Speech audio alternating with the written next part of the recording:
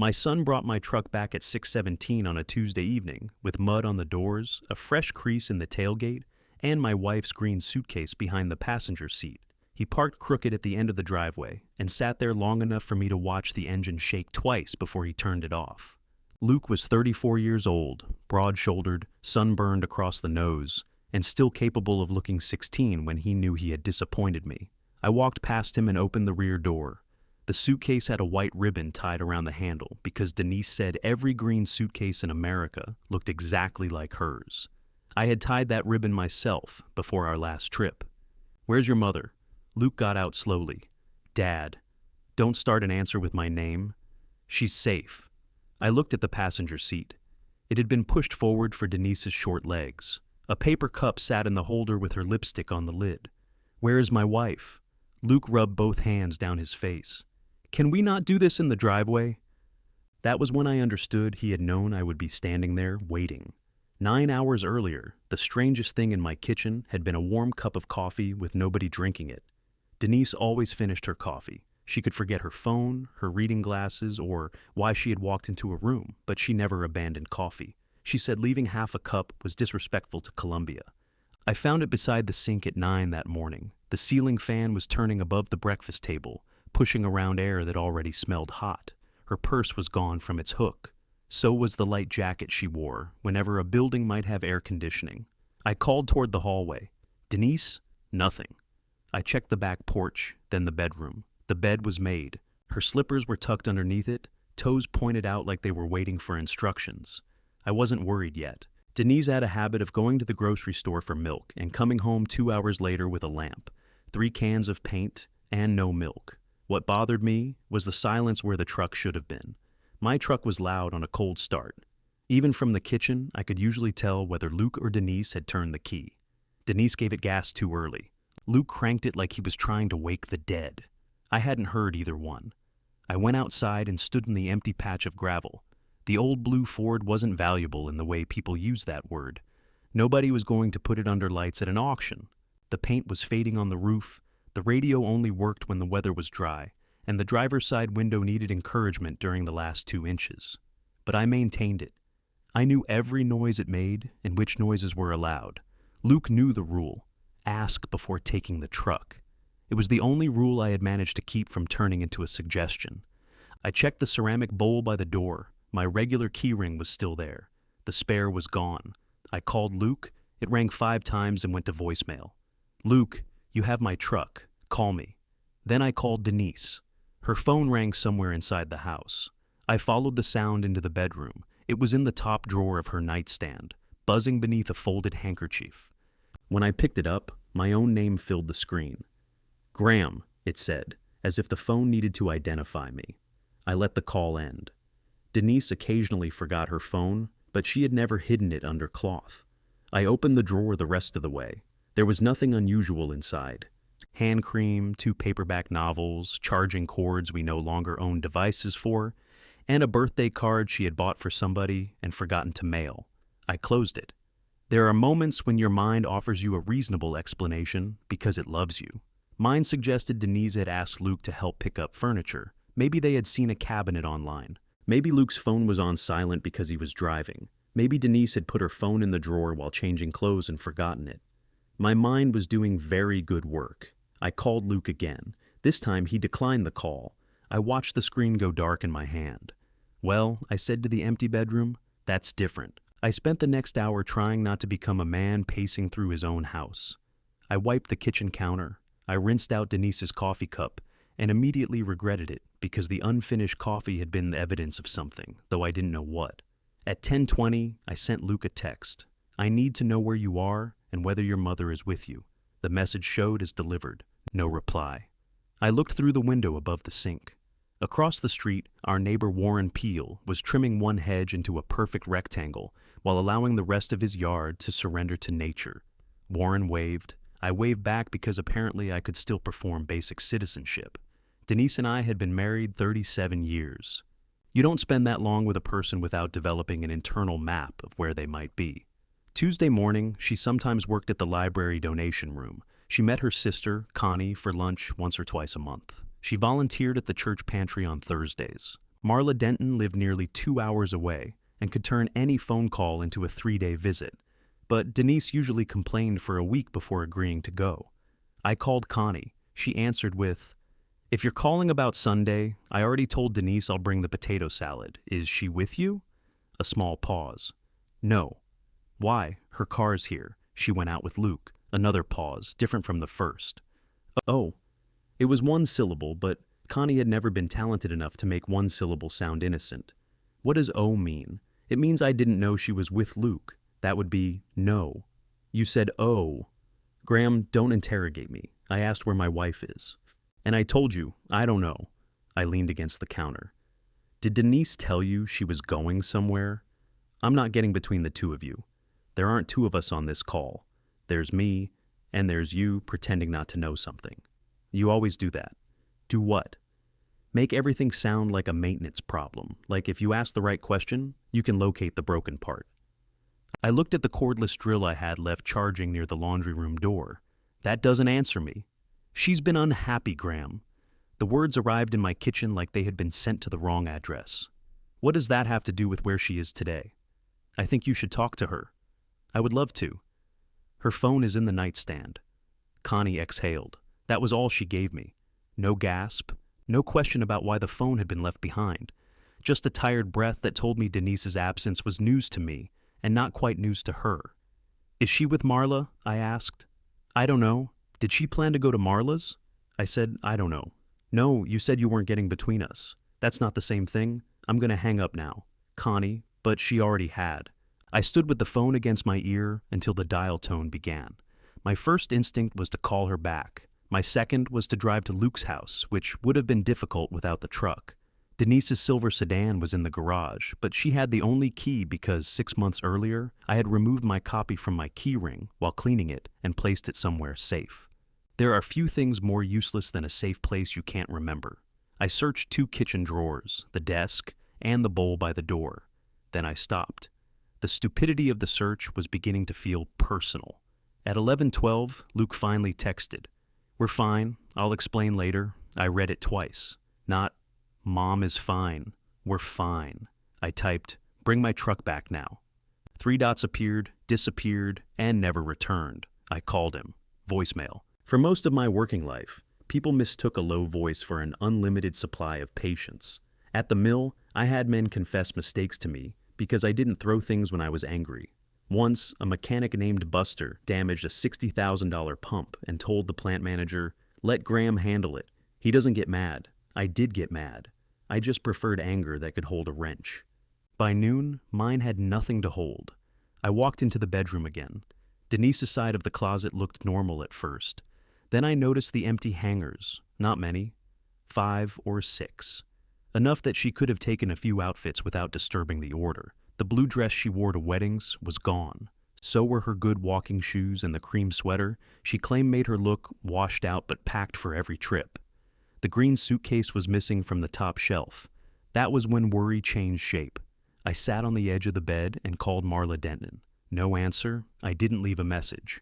On Denise's dresser stood a photograph from our 35th anniversary. We were on the back deck, her head against my shoulder, my hand resting too stiffly at her waist, because I never knew what to do with my hands in photographs. Luke had taken it. Right after, Denise told him the picture made us look like a couple in an advertisement for arthritis medicine. I had laughed. Looking at it then, I tried to remember what she had been saying before Luke raised the camera. Something about taking a trip. She wanted to drive the Blue Ridge Parkway in the fall, stop wherever we felt like stopping, and stay in little places with porches. I had said we should wait until spring because I wanted to replace the truck's front shocks first. Then spring came. I had found another reason. At 2, I made a sandwich and left it untouched. At 3, I swept the garage. At 4, I knew exactly how many empty hangers were in Denise's closet. 7. The truck came up the road a little after 6. I heard the engine before I saw it. Luke gave it too much gas turning into the drive. Now he stood beside it, asking to go inside before he told me where my wife was. I reached behind the seat and pulled out the green suitcase. It was heavier than I expected. Something shifted inside with a soft, packed thump. Did she leave this by accident? I asked. Luke looked toward the house. Answer me. I don't know. You drove her somewhere with her suitcase and you don't know whether she wanted the suitcase? We had an argument. You and your mother. Yes. In my truck. He stared at the crease in the tailgate. I touched the damaged metal. What happened here? I backed into a stone post. You backed into a stone post. It was low. That was clever of it. He gave me a quick, angry look. Sarcasm had always bothered Luke more than shouting. Shouting gave him something to push against. A quiet sentence made him feel like he had missed a step. Can we please go inside? He asked. I carried the suitcase toward the house. Luke followed, but I stopped at the porch. Where is Denise? With Marla. Did you leave her there? Yes. Did she ask you to take her? Yes. Did she ask you not to tell me? His jaw tightened. That was my answer. I took the suitcase into our bedroom and set it beside Denise's closet. I did not unzip it. Luke hovered in the hallway, like he was afraid I might start breaking furniture. Back in the kitchen, I poured 2 glasses of water. My hand shook just enough for the bottle to tap the rim. Luke noticed and looked away. How long have you known? I asked. Known what? That your mother was planning to leave. He sat down slowly. She didn't call it leaving. What did she call it? Taking space. And how long have you known she needed all this space? He picked at a dried spot of paint on his thumb. Luke, about 6 months. The refrigerator came on behind me. 6 months. Through Christmas, my retirement dinner, Sunday meals, and the afternoon Luke and I spent replacing the brakes on his car, my son had been carrying around the news that my wife wanted to leave me. What exactly did she tell you? Luke finally looked up. She told me you already knew. She said you knew she was unhappy, he said. She said you two had talked about her getting away for a while. We've talked about taking a trip. That's not what she meant. I'm beginning to gather that. Luke pushed his water glass away without drinking from it. She told me you'd basically agreed. To what? I don't know. Space, a separation, whatever people call it before they know what they're doing. And that sounded like me. What does that mean? It means, did you actually believe I had agreed to let my wife move out in the middle of a Tuesday without knowing where she was going? He stood and started toward the back door. Sit down. I'm not one of your mill guys. No. Men at the mill answered questions. He spun around. You want answers? Fine. Mom called me. Sunday night, she said she needed help moving some things. She said not to make a big deal out of it because you already understood what was happening. Sunday night. You sat at this table, Sunday afternoon. Yes. You ate 2 pork chops. I remember lunch, Dad. You asked me to look at the deck behind your place because the boards were getting soft. What do pork chops have to do with any of this? I'm trying to understand how a person discusses lumber with a man while planning to remove that man's wife 48 hours later.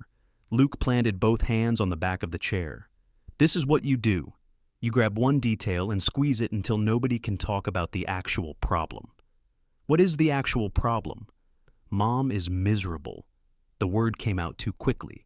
He had practiced it. I sat across from him. Did she use that word? A lot. And what did you say? What was I supposed to say? You could have told her to speak to her husband. She said she tried. So, you agreed to move her.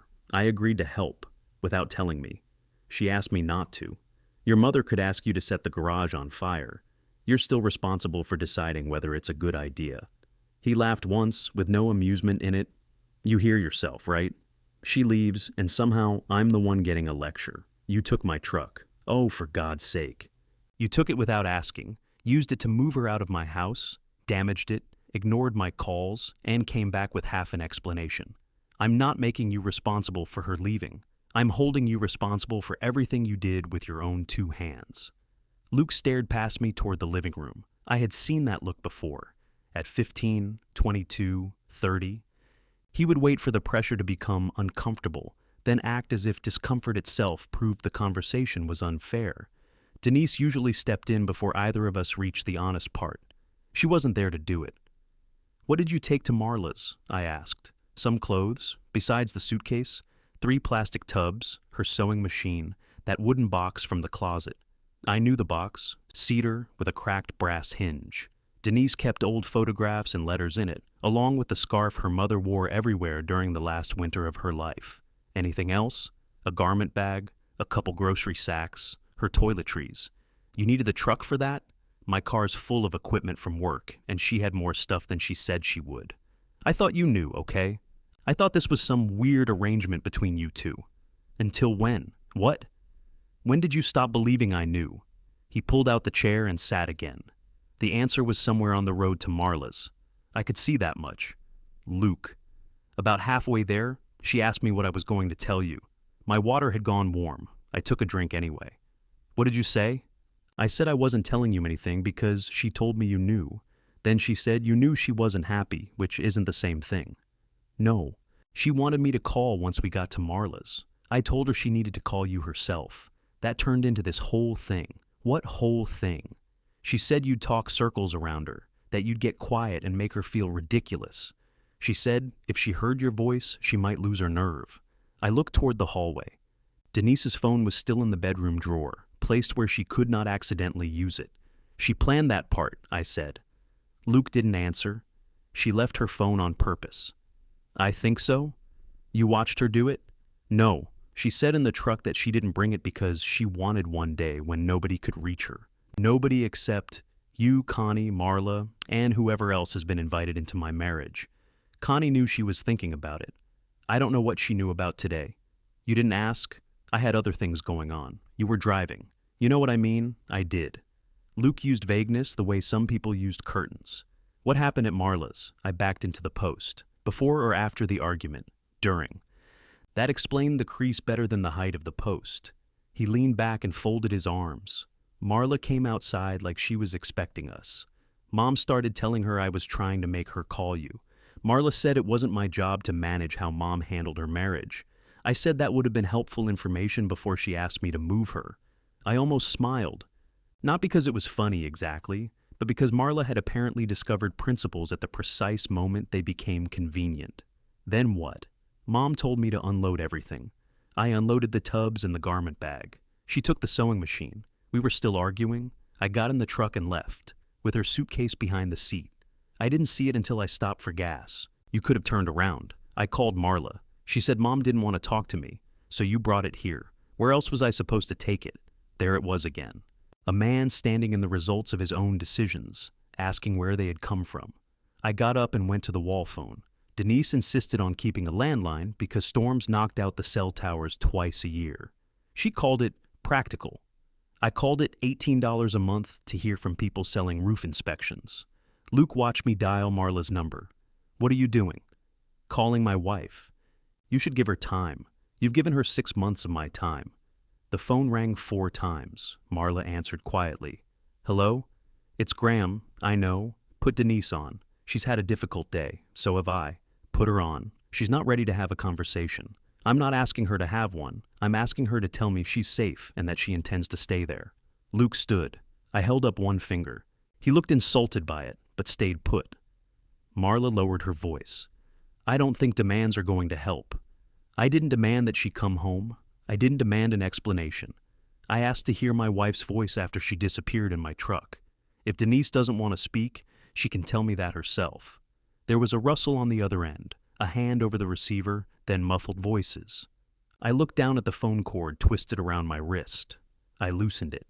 Finally, Denise said, Graham? Just my name. Thin and uncertain. I closed my eyes for a second. Are you all right? I'm fine.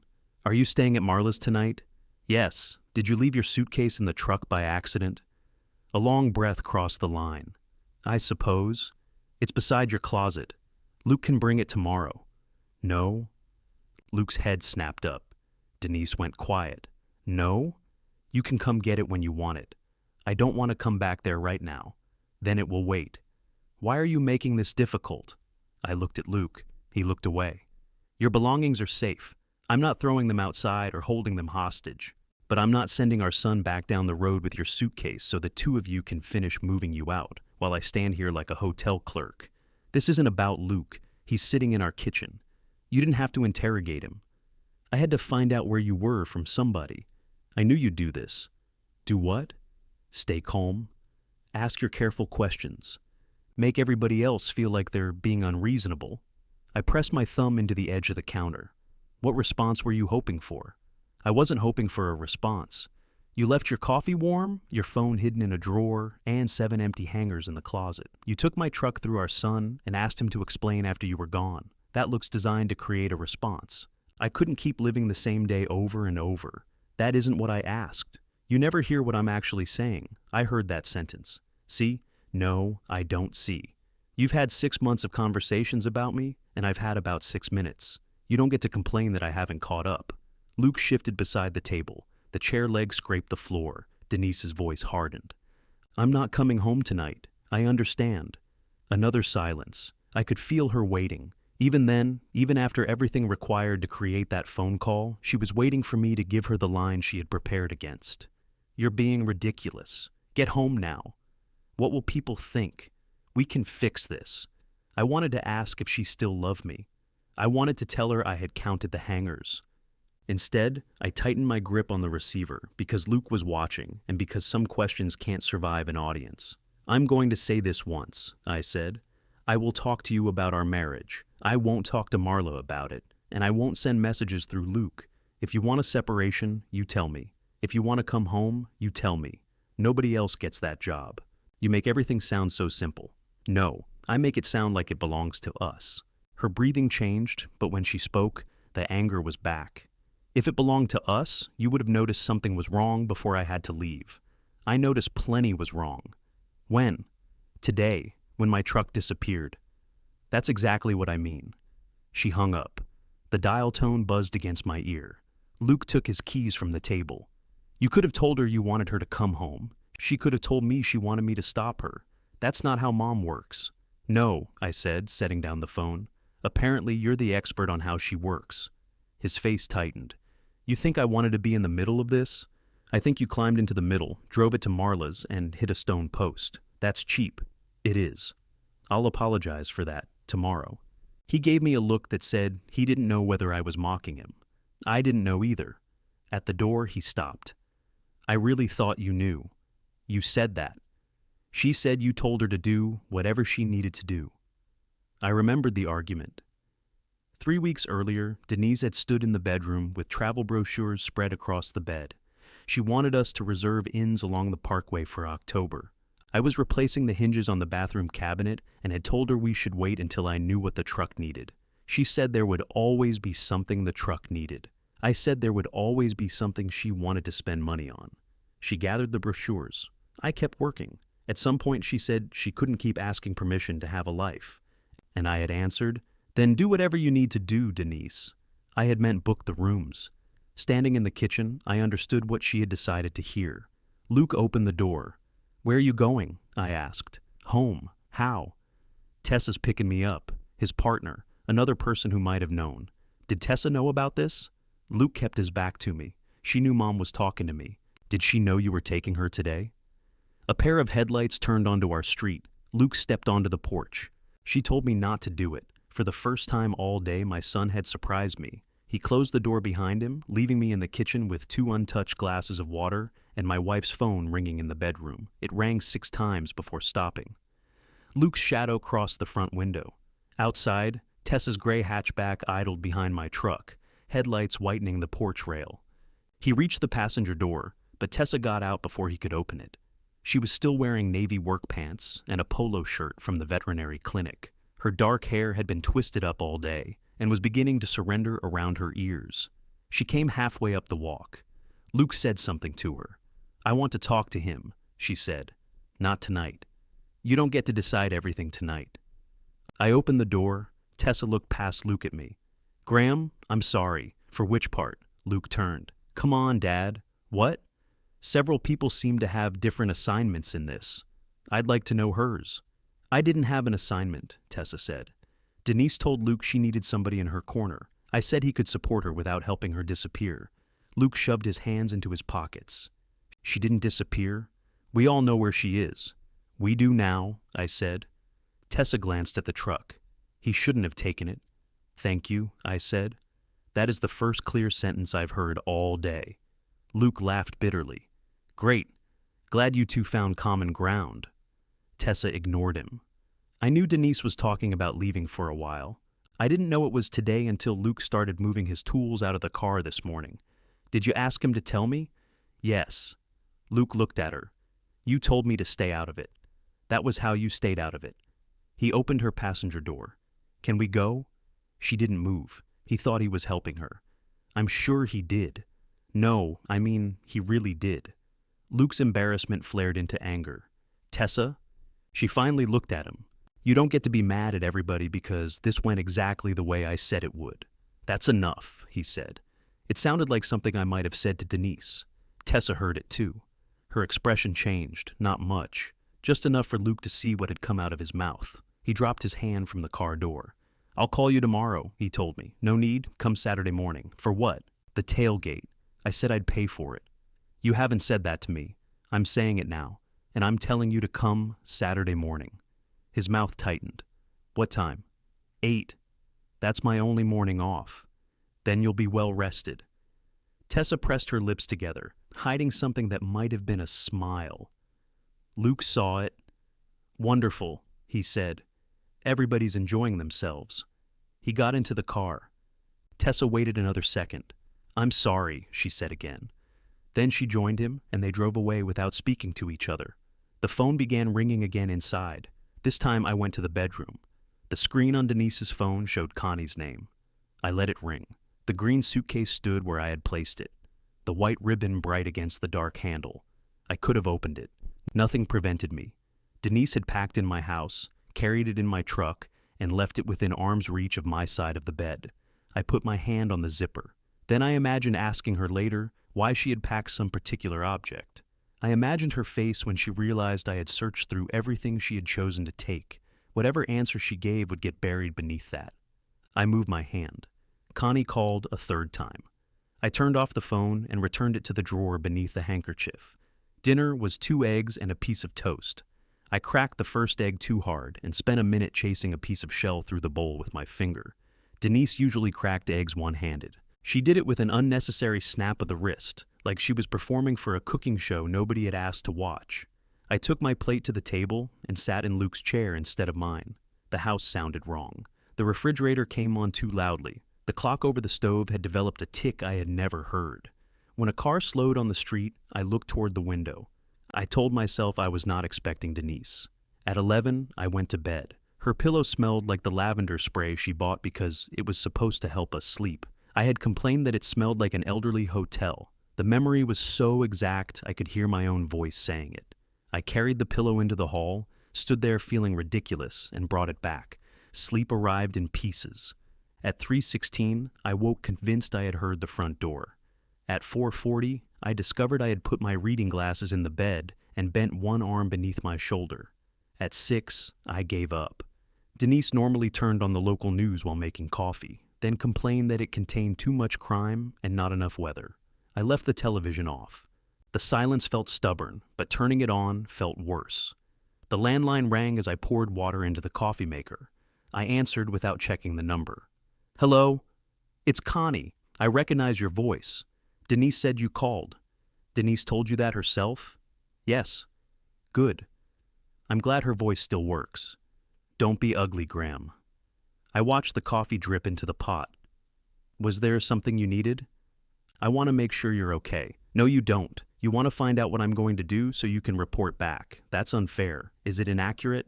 She didn't answer. I poured too soon. Coffee hissed onto the warming plate. Denise is a mess, Connie said. She made a mess. Those aren't always the same thing. You're not the only person hurting. I haven't claimed to be. She didn't know how else to get through to you. She could have tried telling me she was leaving. She did tell you she couldn't keep living like this. Like what?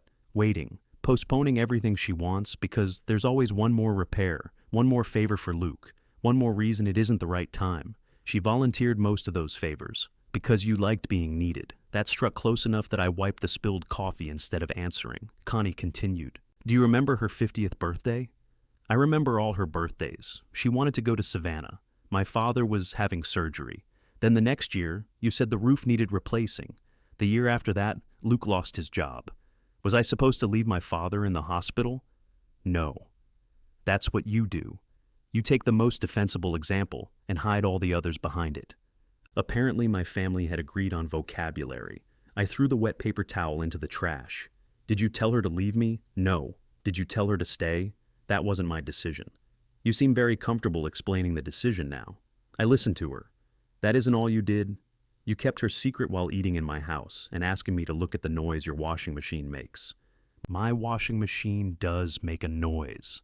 I stared at the receiver. Connie gave a short, startled laugh. It slipped out before she could stop it. Denise laughed the same way when she knew a moment wasn't funny, but couldn't help herself. For 1 second, I nearly laughed too. Then Connie said, "I'm sorry." It was the first apology anyone had offered without attaching a reason. I should have told her that putting Luke in the middle was wrong, she said. I did tell her leaving her phone was dramatic. Thank you for policing the theatrical details. She thought if you couldn't contact her, you might finally understand how alone she felt. That plan required 3 other people to know where she was. I know, do you? Yes, Graham. I know it doesn't make sense. The coffee smell had filled the kitchen. I poured a cup and let it sit. Is she coming home? I asked. Not today. That wasn't the question. She hasn't decided. She decided enough to pack. She packed because she was afraid she'd lose her nerve. Everyone keeps telling me about her nerve like I'm a dangerous animal. She wasn't afraid you'd hurt her? What was she afraid of? Connie hesitated. That you'd be kind, she said. That you'd make her feel foolish for being unhappy. I sat down. There wasn't a useful response to that. Kindness was supposed to be the clean thing. I had always thought if I kept my voice level and didn't insult anyone, whatever remained belonged to them. Connie spoke more softly. Call me if you need anything. I won't. You could try being less honest sometimes. I did. For 37 years, apparently. After we hung up, I drank the coffee cold. The truck started on the second turn. I backed out carefully, half expecting the tailgate to fall off. It held. The crease looked worse in daylight, a deep inward buckle below the handle. Blue paint had been scraped away in a patch shaped like Florida. The cup Denise left was still in the holder. I carried it to the trash bin at the end of the drive, then stopped. Her lipstick mark curved around the lid. It was the dark rose color she wore when she wanted to look as if she had made an effort without anyone noticing the effort. I hated myself a little for recognizing it. I put the cup in the truck bed instead. At the grocery store, I bought coffee, bread, lunch meat, and a frozen lasagna large enough for a family going through a much happier event. Denise did the shopping, but I had spent years adding things to her lists. I knew what entered our house. I just didn't know where the store kept it. I stood in the condiment aisle for several minutes before a young employee asked if I needed help. Mustard, I said. He pointed directly in front of me. Good system, I told him. At the register, Ellen Barlow from Denise's volunteer group got in line behind me. Where's your better half? She asked. I placed the frozen lasagna on the belt, visiting Marla. Oh, how is Marla? Far away. Ellen laughed like I had made a joke. I paid and left before she could ask when Denise was coming back. My phone rang as I loaded the groceries. Luke. I considered letting it go to voicemail, then answered. What? Mom called Tessa. Why? She wants her suitcase. She knows where it is? She doesn't want to come to the house. Then she doesn't want it badly enough. Dad, it's clothes. Don't turn it into some principle. She can call me. She said talking to you last night was pointless. Then asking you to call me today is an excellent way to continue the tradition. He sighed. Can I just pick it up Saturday? No. You're making me choose between you. I closed the truck bed harder than necessary. No, Luke. Your mother is asking you to choose for her. I'm asking you to leave her suitcase exactly where she left it. You always have to be right. No. But I'm done being convenient. I ended the call. When I reached home, I carried the groceries inside, then went back for Denise's cup.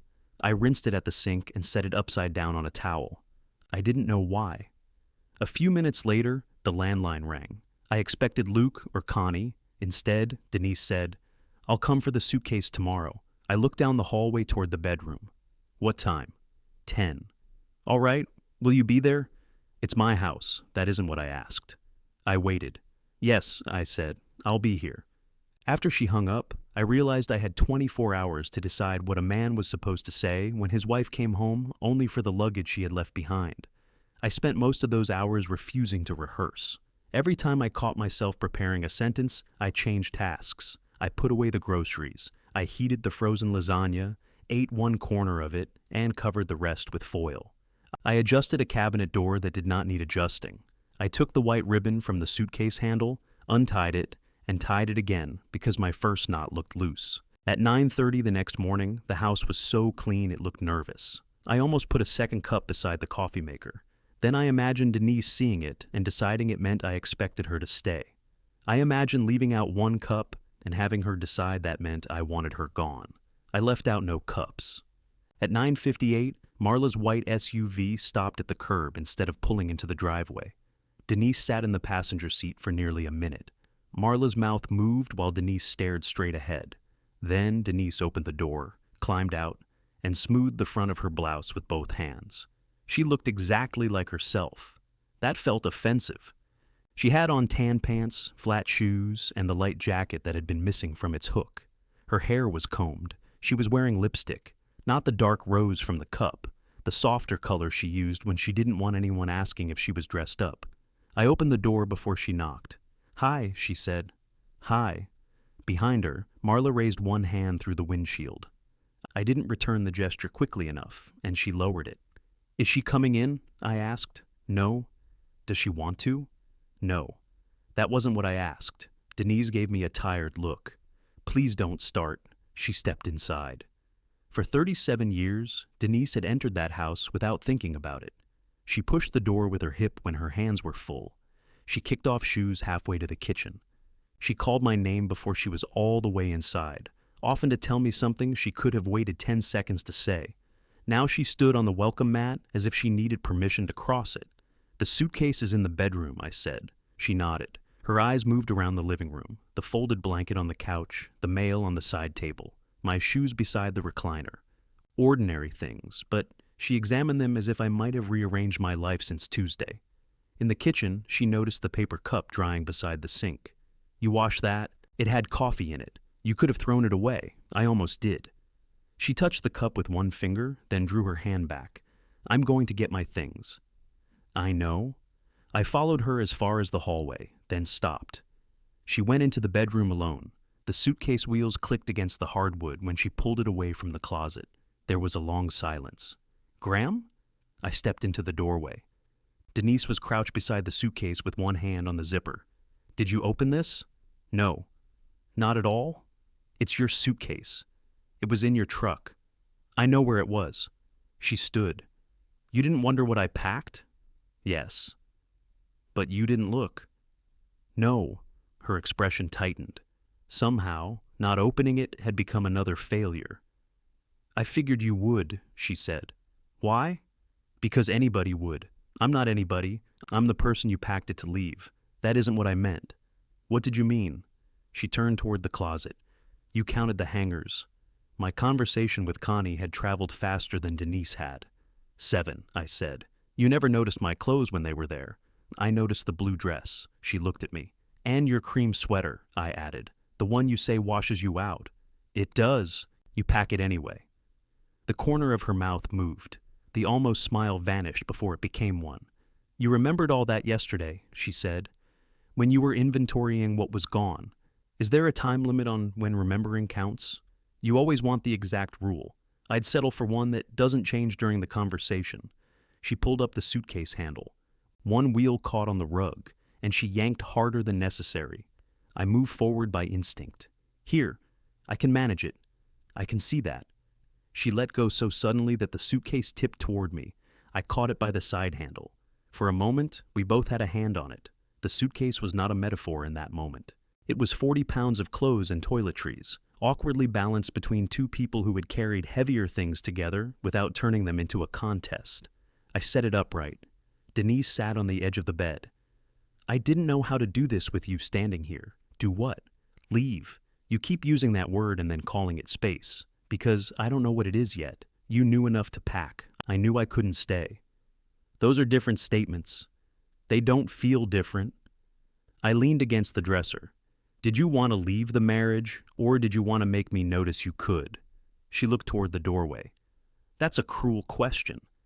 It's the first one I've asked that you haven't already answered for me. I wanted something to change. So, you changed your address. I'm staying in Marla's guest room. You took your mother's cedar box." Her eyes flashed. "You asked Luke what I brought?" I wanted to know if you were planning to come back for dinner or start another life. I don't know when I'm coming back. That sounds more honest. She stood again. You think because you don't raise your voice, nothing you say is hurtful. I know I can be hurtful. Since when? Since my wife had to recruit a moving crew. She turned away and opened the closet. Her hand moved across the hanging clothes, stopping at a red blouse. I forgot this. Take it. I wasn't asking permission. I wasn't giving it. She pulled the blouse free, folded it over one arm, and stood looking into the space she had made. I asked you for that trip for 2 years, she said. I know. You said after you retired. Then you retired, and it was the shocks. Before that, it was your father. Before that, Luke needed help. Before that, the roof. My father couldn't walk after surgery. I'm not blaming you for taking care of him. You bring it up every time, because you use the one emergency to excuse all the ordinary days. I looked at the dresser handles I had replaced the previous winter. The old ones had been fine, but one was loose. Denise sat again, blouse across her lap. I didn't need Savannah, she said. I didn't need the Parkway. I needed you to be excited about something that wasn't broken. I was excited about retiring. You were terrified of retiring. That too. You came home every day for 39 years and knew what you were for. Then you retired and started finding things to repair, because sitting with me made you nervous. That isn't fair. It's true. I sat with you every night. You sat in the same room. I started to answer and found nothing that didn't sound prepared. Outside, Marla tapped the horn. Denise closed her eyes. Your ride is getting restless, I said. She's worried. About what? That this is going badly. Tell her I haven't thrown anything. Don't. I wasn't planning to. You make jokes when you don't want to say what you feel, and you bring witnesses when you don't want to hear it. She's in the car. She knows how this conversation is going before we do. Denise folded the red blouse smaller. I needed somebody. You had me. No. I had a man who would fix anything I could name and disappear if I named a feeling. The sentence sat between us. I thought keeping things running was part of loving you, I said. Part of it. I didn't know there was a test. There wasn't a test. You left your phone in a drawer. I didn't want you calling. You sent my son home with your suitcase. That was an accident. You asked him to explain where you went. I lost my nerve. And what did you think I'd do? She pressed the folded blouse against her stomach. I thought you might come after me. It was so quiet I almost missed it. I looked through the window at the empty driveway beside my damaged truck. You took my truck, I said. You left me your car, but the key was in your purse. Her face changed. I hadn't meant it as a joke, but a breath escaped her that was nearly a laugh and nearly a sob. You could have found the spare, she said. I spent 40 minutes looking. It's in the blue bowl above the refrigerator. Of course it is. You said that was a safe place. I was apparently feeling ambitious. She wiped beneath one eye with the heel of her hand. You could have called a cab. Anne arrived at Marla's to do what? Fight for me. I don't know what that means, Denise. Drag you home, stand in the yard and list your good qualities? Punch Marla? This time she did laugh, once, unwillingly. Marla would punch you back. I know. She has reach. The laugh left us in worse shape than the argument had. Denise looked down at her hands. I wanted to know if losing me would disturb you. I counted empty hangars for an hour. That isn't fighting. It was yesterday. Marla honked again, longer. Denise stood. I need my car. The garage is open. I was going to drive it back. Marla can follow. I carried the suitcase to the front door before remembering she had told me she could manage it. She didn't object this time. Outside, Marla got out. She wore large sunglasses and the expression of a person arriving late to an emergency she had helped schedule. Do you need help? She asked Denise. I've got it, I said. Marla looked at the crease in the truck. What happened? Stone post. Denise saw the damage for the first time. Luke did that? He and the post cooperated. I'll tell him to pay for it. He's coming Saturday to repair it. Graham, don't punish him because I asked him to help me. I set the suitcase beside her silver sedan. He took the truck without asking and damaged it. You leaving is between us. The tailgate is between him and me. He was trying to do something kind. Then he can kindly bring a socket set. Marla took a step closer. Denise doesn't need more guilt right now. I looked at her. Then stop handing it out on her behalf. Denise opened her car door. Please. I lifted the suitcase into the back seat and shut the door carefully. She stood on the other side of the roof, one hand resting on the silver paint. "I'll call you," she said. "Call when you want to talk, not when you want something delivered." Her mouth tightened, but she nodded. Marla returned to her SUV. Denise started the car, backed out, and paused beside me with the window down. "I did love that you could fix everything," she said. "I just hated that you thought it was the same as knowing me." Then she drove away. The garage looked wider without her car in it. I went inside and found the red blouse on our bed, still folded exactly as she had left it. I picked up the blouse and carried it to the closet. There was no good place for it. If I hung it among the remaining clothes, Denise might think I believed she was coming back. If I packed it away, that would look like I had made a decision for her. Leaving it on the bed felt theatrical. I hung it where one of the empty hangers had been. Then I took it down and put it over the chair. That was how it remained until Saturday. Luke arrived at 7:53 with 2 paper sacks and a cardboard tray of coffee. He parked Tessa's hatchback in the driveway and opened the rear door. A socket set, rubber mallet, body hammer, work gloves, and a box of donuts were lined up across the seat. "You rob a body shop?" I asked. "Tessa's brother loaned me the hammers. You won't need both." "Good morning to you, too." He handed me one of the coffee cups. My name was written on the side in Tessa's neat block letters. Underneath, she had added, "No sugar, no drama." I showed it to Luke. "She thinks she's funny. She has evidence." He carried the tools toward the garage. I took the donuts and followed. The truck was already backed in with the damaged tailgate facing the open door. I had removed the bed liner the night before and sprayed the fasteners with penetrating oil. Luke noticed. "You started without me. I prepared. That looks a lot like starting. I didn't touch the tailgate. You removed half the truck bed. The liner weighs 20 pounds. Then why did we need 2 people? We don't. But apparently the lesson requires an audience." He set the tools down harder than necessary.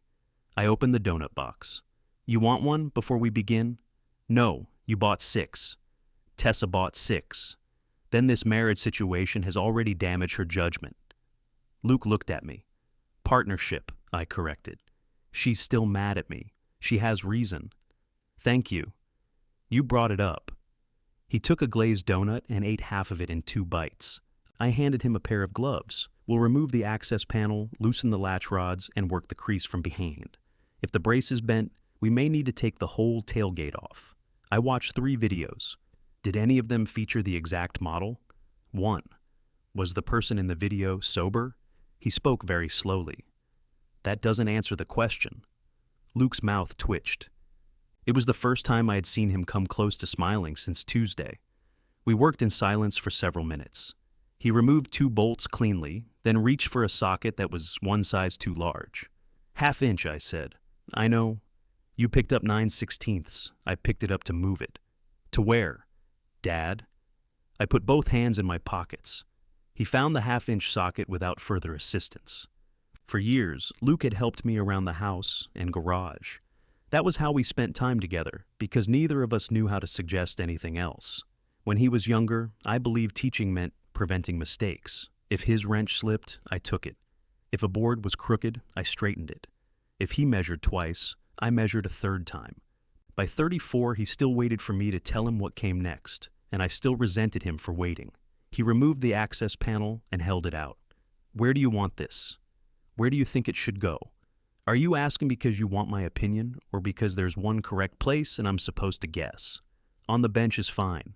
He set it on the bench. The crease was deeper than it looked from outside. The inner brace had shifted but wasn't broken. We could reach most of the damage with a shaped block and the rubber mallet. Luke leaned into the truck bed. "Mom called me 6 times yesterday." "What did she want?" "To explain why you were making me fix this." I wasn't aware the explanation required 6 attempts. "She thinks you're punishing me for helping her." "What do you think?" He adjusted his gloves. "I think I hit your truck." "That's refreshingly specific." "I told her I was coming. How did she take it?"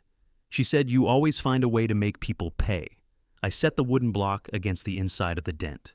"Do you believe that?" "I don't know." "Yes, you do." He crouched beside me. "Sometimes." I handed him the mallet. "Start near the outer edge. Light blows." He hit the block too hard. The sound cracked through the garage. "Light," I said. "I heard you." "Your arm didn't." He hit it again, softer. The metal shifted a fraction. What do you mean sometimes? I asked. Luke kept his eyes on the block. You don't yell. You just get quiet until people feel stupid. Your mother said, foolish. I'm not surprised you remember the exact word. You both spent 6 months building a vocabulary. He stopped hammering. She called me. I didn't go looking for this. You answered. What should I have done? Told her I didn't want to hear it? Yes. She was lonely. So was I. You had her. Did I? He looked at me then. I hadn't intended to say it. The question came out small and exposed, with none of the edges I usually put on things before handing them over. Luke lowered the mallet.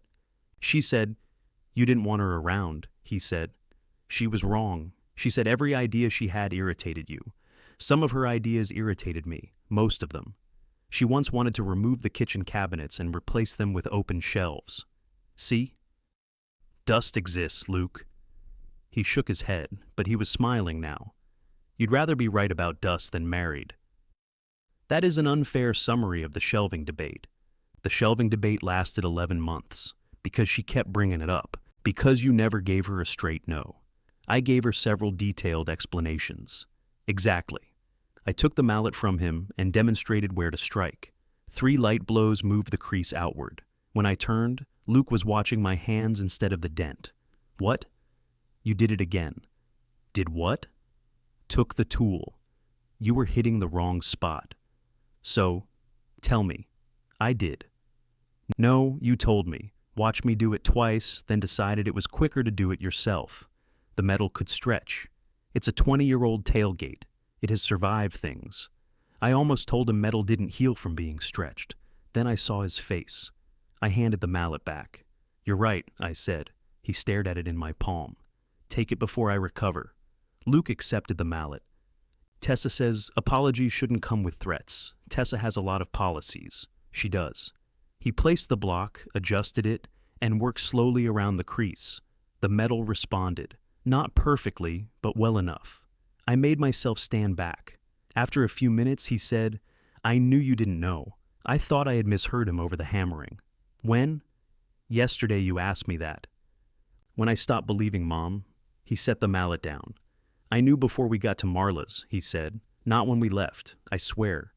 But somewhere around Hartsville, she said you'd be at the house all day. I asked why you'd stay home if you knew she was leaving. She said you always stay home on Tuesdays. My hand tightened around the bed rail. What did you say? I told her we should go back. But you didn't. No. Why? She started crying. She said if I turned around, she'd never be brave enough to leave. She asked if I was on her side. And you wanted to be. He looked ashamed, which made it harder to be angry cleanly. I spent my whole life feeling like she was on mine, he said. Every time you got on me about money or work or the house, she'd tell me you were too hard on me. She'd say I was more like her. That doesn't answer why you kept driving. Yes, it does. He picked up the hammer again. She made it feel like turning around meant choosing you. I leaned against the truck. There had been moments when I accused Denise of rescuing Luke. I had said it while she paid one of his utility bills, while she called his supervisor during a dispute at his old job, while she offered excuses before he had a chance to make them himself. I had never considered what the rescuing purchased for her. What did Tessa say? I asked. She said Mom was using me. You didn't like that? I told her she didn't understand our family. Did she? Better than I did, apparently. His phone buzzed on the workbench. Denise's name lit the screen. Luke looked at it until the buzzing stopped. You can answer, I said. No, I'm not asking you to choose. I know. He turned the phone face down. That's why I'm not answering. We worked until noon. The dent came out slowly, leaving a shallow ripple and a scrape where the blue paint was gone.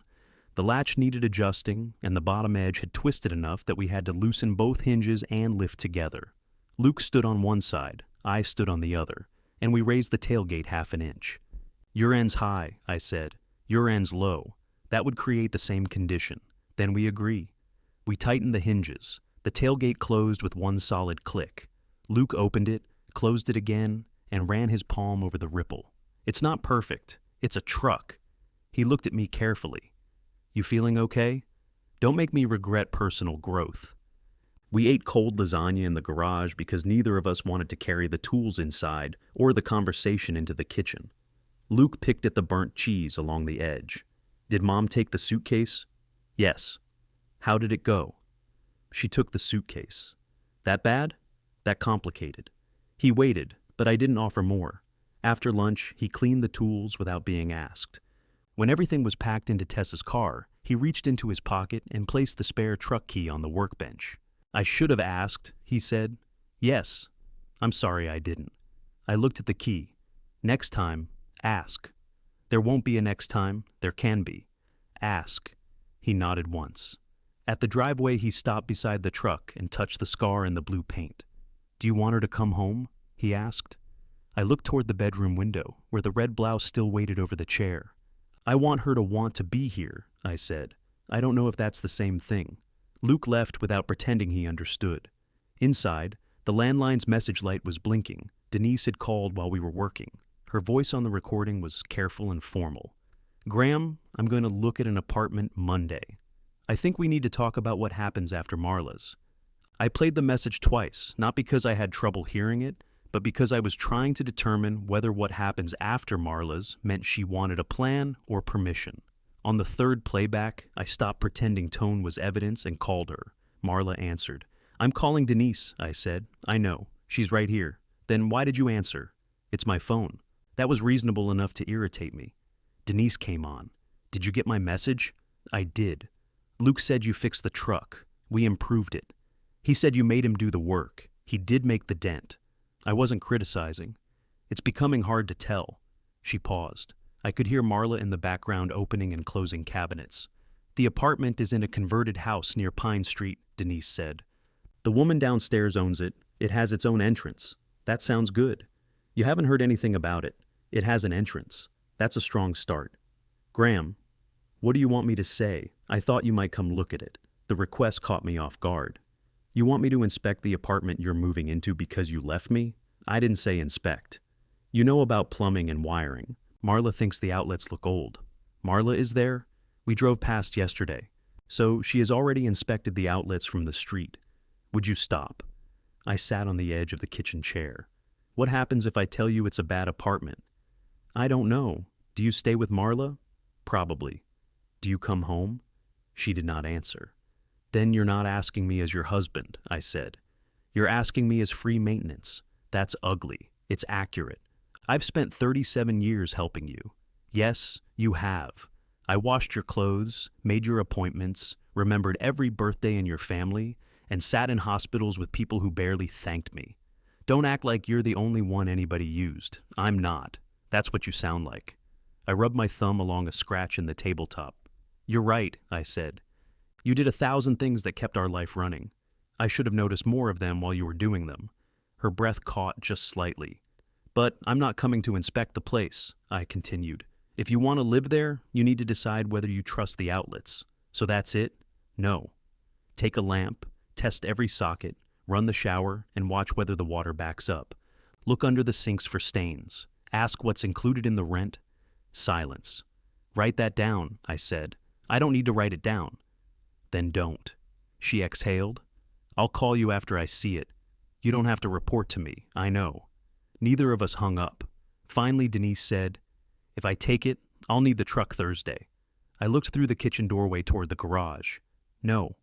What? The truck isn't available. You just fixed it.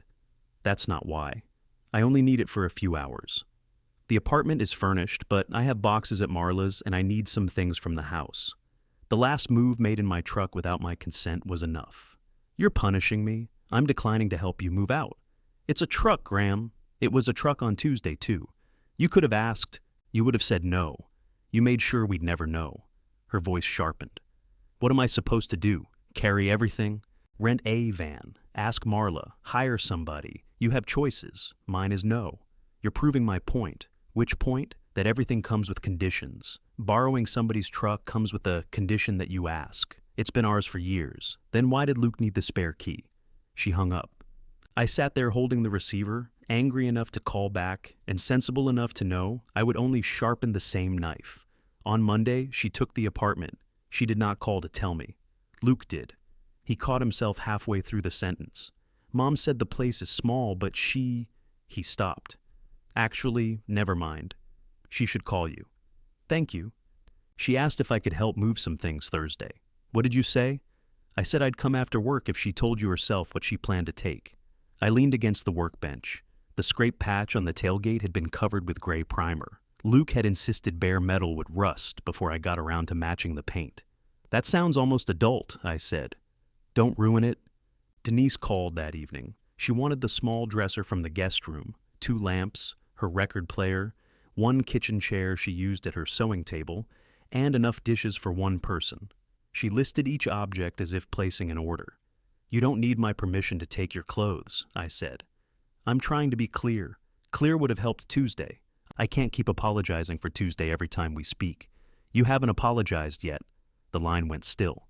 I'm sorry I took the truck without asking, she said. You didn't take it. I'm sorry I asked Luke to take it. And? What do you want, Graham? I want you to know what you're sorry for before saying it. That sounds like one of your conditions. It is. She whispered something I couldn't hear. What? I said, I'm tired. So am I. The movers will be there at 9 Thursday. All right, you don't have to stay. It's my house. You keep saying that. It keeps being true. The movers arrived at 8:45 in a rented cargo van with a picture of a smiling cartoon beaver on the side. There were 2 of them, both grown men, one narrow and talkative, the other built like a refrigerator and apparently opposed to unnecessary words. Denise arrived behind them in her silver sedan. She had tied her hair back and wore an old denim shirt I recognized from years of Saturday chores. The talkative mover introduced himself as Carl and shook my hand. We're just doing a small relocation today, he said cheerfully. That's what I've been told.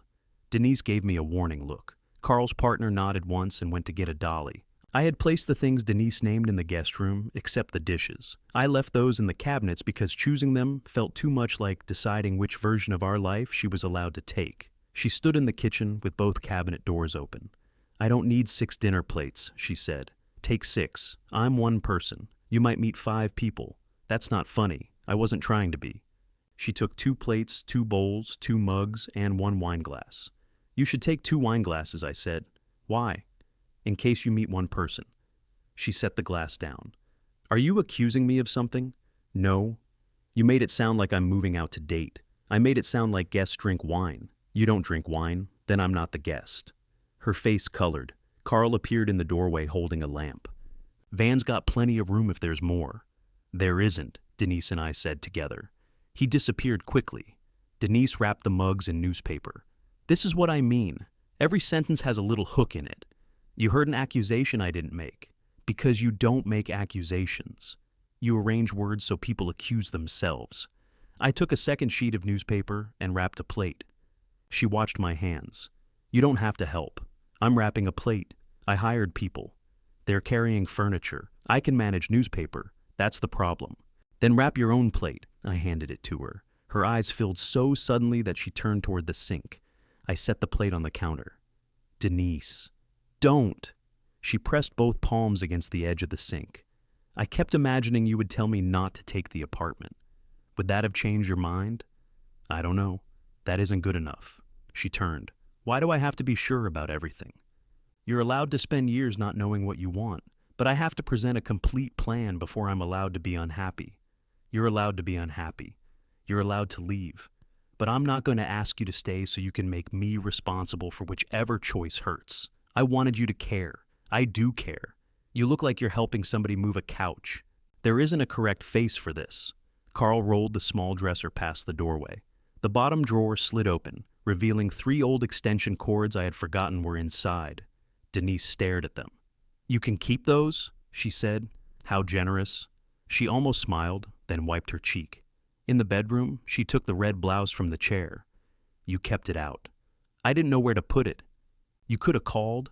You said talking to me was pointless. I say things when I'm angry. So do I. Mine are apparently formatted more carefully. She folded the blouse into a box. Luke arrived shortly after 5, when the movers were gone and only Denise's car remained. He stood inside the front door and looked at the empty spaces, the pale rectangle where the guest room dresser had been, the gap beside the stereo, the missing kitchen chair. Anything else? He asked Denise. There are boxes at Marla's. Did you rent the van for the whole day? Yes, I'll follow you there. He looked at me. You okay? Denise stiffened. I'm standing here, she said. I know, Mom. The answer was gentle, but it did not repair what she heard in the question. She picked up her purse. We should go. Luke carried the last box. Denise paused at the door. I left your blue mug, she said. I saw. You like that one. I know. She looked around the living room, perhaps searching for something I had changed or something she had failed to take. Then she left. After the vehicles pulled away, I stood in the guest room where the dresser had been. 4 dents remained in the carpet. I rubbed one with the toe of my shoe, expecting the fibers to rise. They didn't. The house had not become empty. It had become specific. 1 chair, 1 wine glass, 1 person's dishes drying beside the sink. I went to the kitchen and found that Denise had taken the wash paper cup after all. I checked the trash, although I knew I hadn't put it there. The cup was gone. Denise had carried it to the apartment with her plates, her lamps, and 1 wine glass. A paper cup with a lipstick mark had made the cut. Our anniversary photograph had not. She left that on the dresser. Sunday arrived with enough leftover lasagna to feed people who no longer lived in the house. I had frozen most of it, but I forgot to label the containers. By noon, the freezer held 4 identical foil packages. 1 could have been lasagna. 1 might have been meatloaf from February. The others were archaeological. At 1:15, Luke knocked once and came in with Tessa behind him. We brought lunch, he called. You didn't ask? He stopped in the hallway. I'm joking, I said. Maybe wear a hat when you're joking. Tessa carried a paper bag from a barbecue place and a container of coleslaw. She looked around the kitchen without making it obvious, which made it obvious. We thought you might not have eaten, she said. I ate breakfast. What? Food. Luke opened the refrigerator. There's mustard, eggs, and half a pickle in here. I went shopping. For condiments, I bought a lasagna. When? Recently. Where is it? Everywhere. Tessa laughed and began taking cartons from the bag. I put out 3 plates. Denise's blue mug was beside the sink, where she had left it. I moved it to the cabinet before either of them could notice me looking at it. Luke sat in his usual chair. Tessa took Denise's. She realized it as soon as she sat down. I can move, she said. The chair doesn't know. Luke closed his eyes briefly. Hat, Dad. I wasn't joking. Tessa stayed where she was. We ate pulled pork and talked about the truck. Luke had found matching blue paint at an auto parts store, but wanted to wait for warmer weather before sanding the primer. He explained this to me with the careful confidence of a man expecting interruption. I didn't interrupt. When he finished, he narrowed his eyes. What? Nothing. You didn't say anything. I listened. That's unsettling. Tessa nudged him with her elbow. Take the win. He took a drink of tea. Mom wants us to come see the apartment Tuesday. Then you should. I told her I would. Good. She asked if we'd eaten here since she moved. I looked down at my plate. Tessa said, Luke told her that wasn't information she needed. That went well, Luke said. How well? I asked. She cried. The 3 of us became interested in the food. Luke put down his fork. I don't know how to do this. Nobody does, Tessa said. Mom calls and asks if Dad's okay. Dad asks what Mom says. Then both of them tell me I shouldn't be in the middle. I haven't asked what she says. You ask if she called. That is different. It isn't different from where I'm sitting. He was right. I disliked where he was sitting. All right, I said. I won't ask. You just did. I asked how she took a boundary you set. That was about you. Luke stared at me. Tessa chewed slowly, watching us like a person observing an unfamiliar species attempt a social ritual. Fine, Luke said. That was about me. I don't need reports about your mother. What if she asked me to tell you something? Tell her to call. What if you asked me about her? Tell me I said I wouldn't. Can I use the exact words? You usually improve them. Tessa hid a smile behind her napkin. After lunch, Luke began clearing the table. I almost told him the plates belonged beside the sink, not on the counter. I kept quiet. He placed them beside the sink anyway. You know, I said, I may have underestimated you. You're bad at this. I'm new. Tessa took the leftovers to the refrigerator. Do you want us to come by next Sunday? Luke looked at her. The question had not been discussed. You don't have to, I said. That wasn't what she asked, Luke said. I deserve that. Yes, I told her. Come by. After they left, I stood in the living room holding 3 empty glasses and felt better than I had all week. Then I noticed Tessa's purse had been on Denise's chair, and the relief folded in on itself. I carried the glasses to the kitchen. Warren Peel was at the hedge again when I took out the trash. One side had achieved military precision. The other had grown high enough to conceal organized crime. "You planning to finish that?" I called. He shut off the trimmer. "I like contrast. You like quitting halfway. That too." He wiped his forehead with the bottom of his shirt. Warren was 66, narrow everywhere except the stomach, with a gray mustache that made every expression look skeptical. "Denise visiting somebody?" he asked. "Yes." "For a long time?" I tied the trash bag tighter. "She got an apartment." Warren lowered his shirt. I had not said the words to anyone outside the family. Hearing them in the open air made them sound less like a temporary misunderstanding and more like furniture. "I'm sorry," he said. "She's not dead." "I didn't say she was. That's usually the voice people use." "What voice should I use?" "I don't know." He leaned on the hedge trimmer. "You eating?" "Everyone keeps asking me that." "Because you look thinner. It's been 9 days." "You looked too thick before." I laughed despite myself. Warren nodded toward his house. "Couple of us play cards Thursday? Mostly men whose wives would like them out of the house. My wife has accomplished that without cards." "Then you're overqualified." "I don't play, neither does Marty. He just drinks our beer and misunderstands the rules." "I'll think about it." "That means no." "It usually does." He restarted the trimmer. 7 o'clock, he shouted over it. I went Thursday because staying home to prove I didn't need company had begun to resemble something Denise might mention in a future conversation. Warren's card table was in his basement, beside a washing machine, and a mounted fish with dust on its lower lip. Marty had brought pretzels. A retired electrician named Cal brought beer and spent 20 minutes complaining that nobody listened to experienced electricians. I told them Denise and I were separated before Warren could. Nobody offered wisdom. Cal dealt the cards. Marty asked whether that meant I was available to help him replace a garbage disposal on Saturday. "Absolutely not," I said. "Good," he replied. "I hate plumbing." It was the kindest response I received all night. I lost $11, drank 1 beer, and returned home at 10:30 to find the message light blinking. "Call me when you get this," Denise had said. "It's not an emergency. I just need to ask you something." I called. She answered immediately. "Where were you?"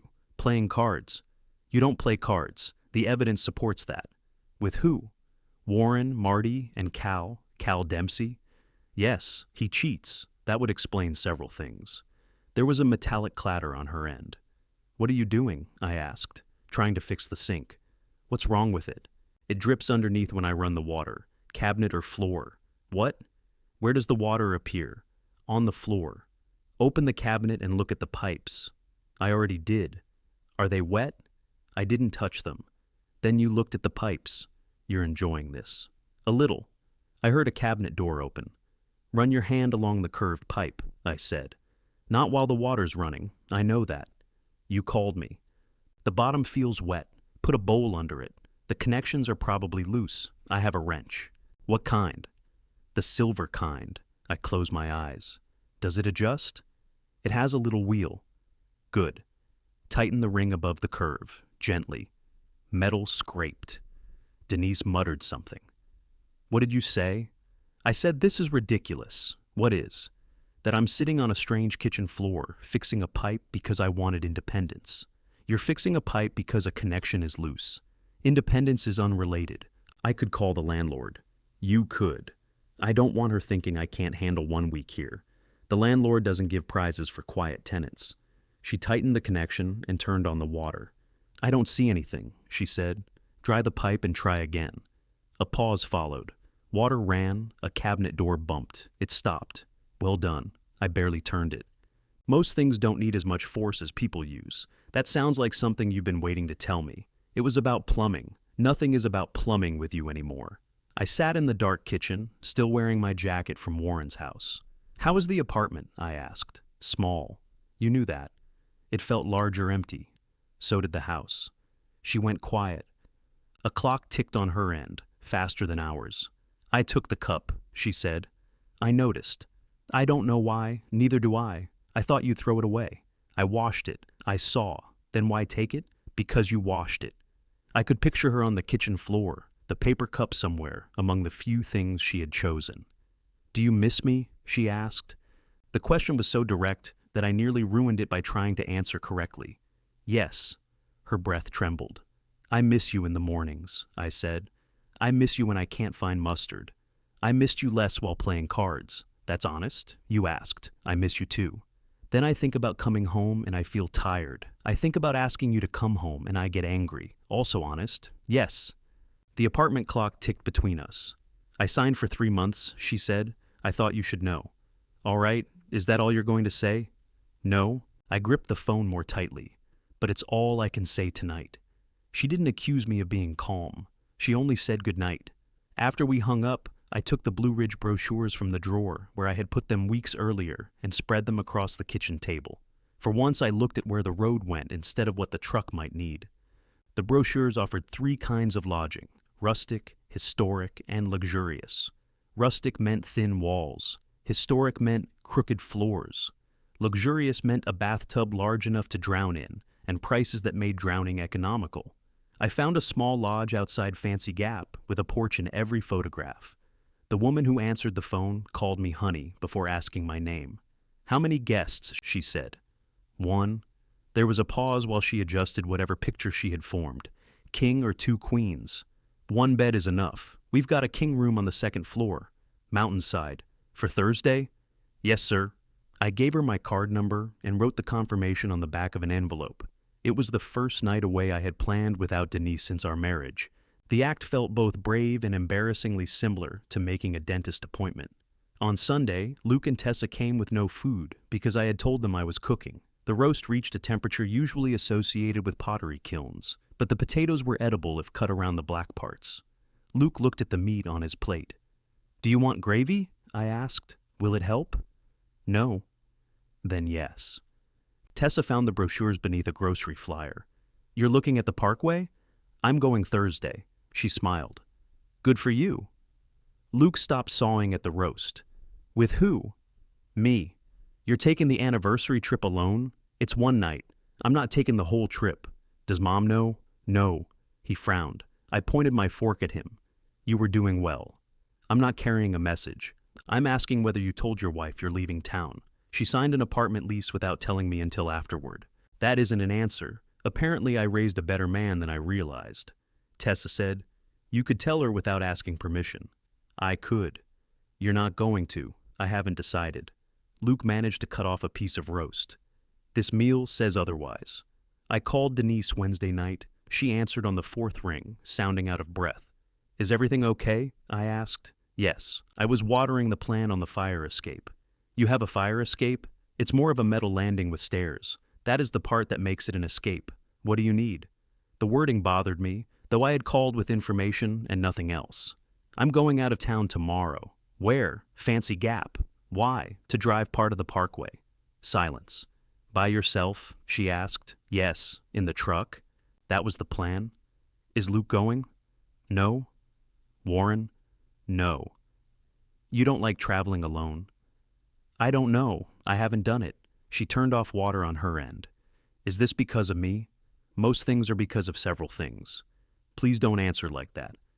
I wanted to go somewhere. I kept not going. So I made a reservation. We were supposed to do that together. We still might someday. That doesn't make it better. I didn't call to make you feel worse. Why did you call? Because I didn't want you hearing from Luke that I left town. Her voice softened. Thank you. I waited.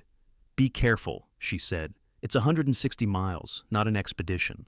You get sleepy after lunch, I'll eat lunch late, and watch the temperature gauge on long climbs. I fixed the cooling system last year. I know, I'm still allowed to worry. Yes, I said. You are. The next morning, I loaded an overnight bag behind the truck seat. It looked small in the space where Denise's green suitcase had been. I adjusted the passenger seat but moved it back again. There was nobody sitting there, and the empty space did not need legroom. The primer on the tailgate was dry. Luke had written the code for the blue paint on a piece of masking tape near the latch. I peeled it off and put it in the glove compartment. Warren came out in slippers while I checked the tires. You escaping? He asked. Apparently. Need bail money? Not unless Virginia has become stricter. He nodded at the overnight bag. Going alone? Yes. That'll either be good for you or very quiet. It can be both. The drive was ordinary. That surprised me. I expected every mile to feel like a declaration, but most of the highway looked like highway. I listened to an old country station until the signal faded, then spent 20 miles arguing with a radio preacher before remembering he could not hear me. At an overlook south of Meadows of Dan, I parked between a motorcycle and a white van. The mountains lay in blue layers beneath a washed-out sky. Denise would have taken 15 pictures, disliked all of them, and asked me to take one more with the horizon straight. I took one photograph. The horizon tilted. I laughed hard enough that the man by the motorcycle looked over.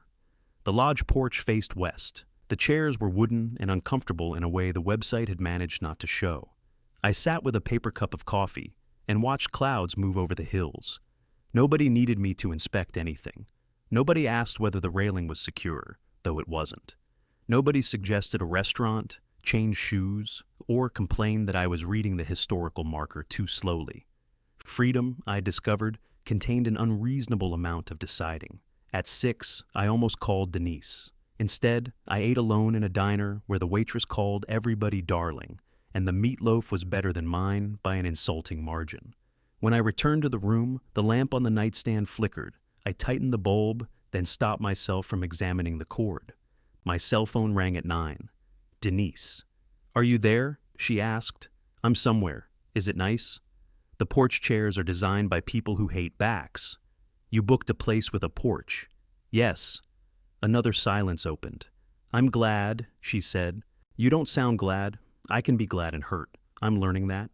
"Did you take pictures?" "1. "Of what?" "The view." "Send it?" "I don't know how." "You know how." "I know how to attach a photograph." "I don't know how to send you this one without it becoming something else." Her breath moved against the phone. "Maybe it can just be a picture," she said. I sent it. A minute later, she texted back. "Horizon is crooked. I slept badly in the king bed." I kept to one side out of habit and woke at 3 with enough empty mattress beside me to host a meeting. Rain followed me home the next afternoon. By the time I turned onto our street, water ran along both curbs and the truck smelled of damp canvas and old coffee. Denise's car was in the driveway. I parked behind it and sat for a moment with the engine running. The front door was unlocked. Denise stood in the kitchen wearing the cream sweater that washed her out. The blue mug was in front of her. "I used my key," she said. "I noticed. I called. I was driving." She looked at my overnight bag. "How was it?" "Quiet. Did you like it?" "Parts. That sounds like you." I hung my wet jacket by the door. On the table, the Blue Ridge brochures had been stacked into a neat pile. Denise had aligned their corners. "What are you doing here?" I asked. I wanted to talk before I lost my nerve. "Again?" She flinched. "That was unnecessary," I said, but not untrue. "No." She wrapped both hands around the mug. "I don't think this is working." "What isn't?" "The apartment. Us living apart. All of it." My heart moved before the rest of me did. "Are you saying you want to come home?" "I'm saying maybe I made a mistake." "That isn't the same sentence." "Why do you always need the exact sentence?" "Because you left on a vague one." Rain tapped against the window over the sink. Denise looked toward the garage, where my truck ticked as it cooled. "I thought I'd feel different," she said. "I thought I'd wake up and remember who I was before everything became schedules and repairs and taking care of people. Instead, I wake up and don't know what to do. That takes time. I don't want you explaining it to me. I'm not. You went on our trip. I spent one night in Virginia. You went without me, and you didn't fall apart. Did you want me to?" "No." She pressed a hand to her forehead. "Maybe. A little." I sat across from her. She looked tired now, not the careful tiredness she had worn when she came for the suitcase. Her hair had gone flat from the rain. A loose thread hung from the sweater cuff. I wanted to reach across and pull it free. "What happens if you come home?" I asked. "We try harder." "At what?" "Talking, going places, not letting everything wait." "And Tuesday?" "What about it?" "You used Luke to move you out, left your phone where I couldn't reach you, and asked everybody else to explain your marriage to you. What changes about that?" "I told you I was desperate. You told me I made you desperate, because I had tried everything else." There it was. Not an apology, an argument for why the method had been necessary. I leaned back. "What?" she said. "You still think Tuesday was something I did? I think we both created it. I created plenty of what came before. I didn't put your suitcase in my truck. So, you're saying no." I'm saying I can't bring you home just because you're lonely and I took one trip. Her face went blank. You are punishing me. No. I'm refusing to pretend this is fixed because the apartment is quiet. I didn't say it was fixed. You asked to move back without being able to say you wanted to. I came here. Doesn't that count? It counts. It isn't enough. She stood so fast the chair scraped backward. I thought you'd be happy. I am happy you came. You have a terrible way of showing it. I also learned that from us. She picked up her purse, then looked at the blue mug. Keep it, she said. It's yours. No, it's yours. I left it for you. You said that before. I'm saying it again. At the door, she turned. You finally did something I wanted, she said. You just waited until I wasn't there. She left before I could answer.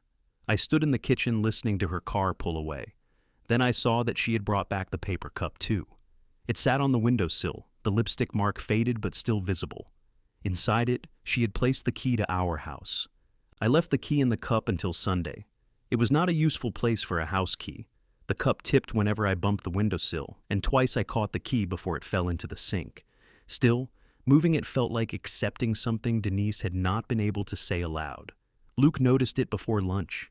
He and Tessa arrived with groceries because Tessa had decided I could not survive another roast. She put vegetables on the counter while Luke picked up the cup. Is this Mom's lipstick? That is a question I don't plan to answer. He tipped the key into his palm. Why is her key in here? She brought it back Friday. Why? I imagine because she no longer wanted it. Did you ask? We had other things to discuss. His face changed. She came here? Yes. What happened? She asked about coming home. Tessa stopped unpacking. Luke set down the cup. And? I told her it was too soon. You told her no? I told her we hadn't solved anything, so she gave you the key. Afterward. He ran a hand through his hair. Jesus, Dad. What would you have preferred? I don't know. Maybe don't reject her?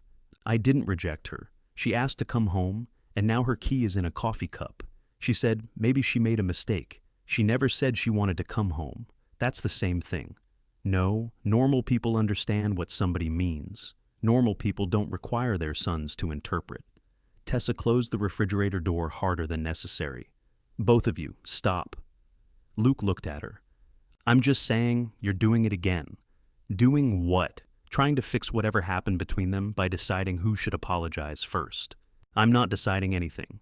You walked in 30 seconds ago and started telling Graham what he should have said.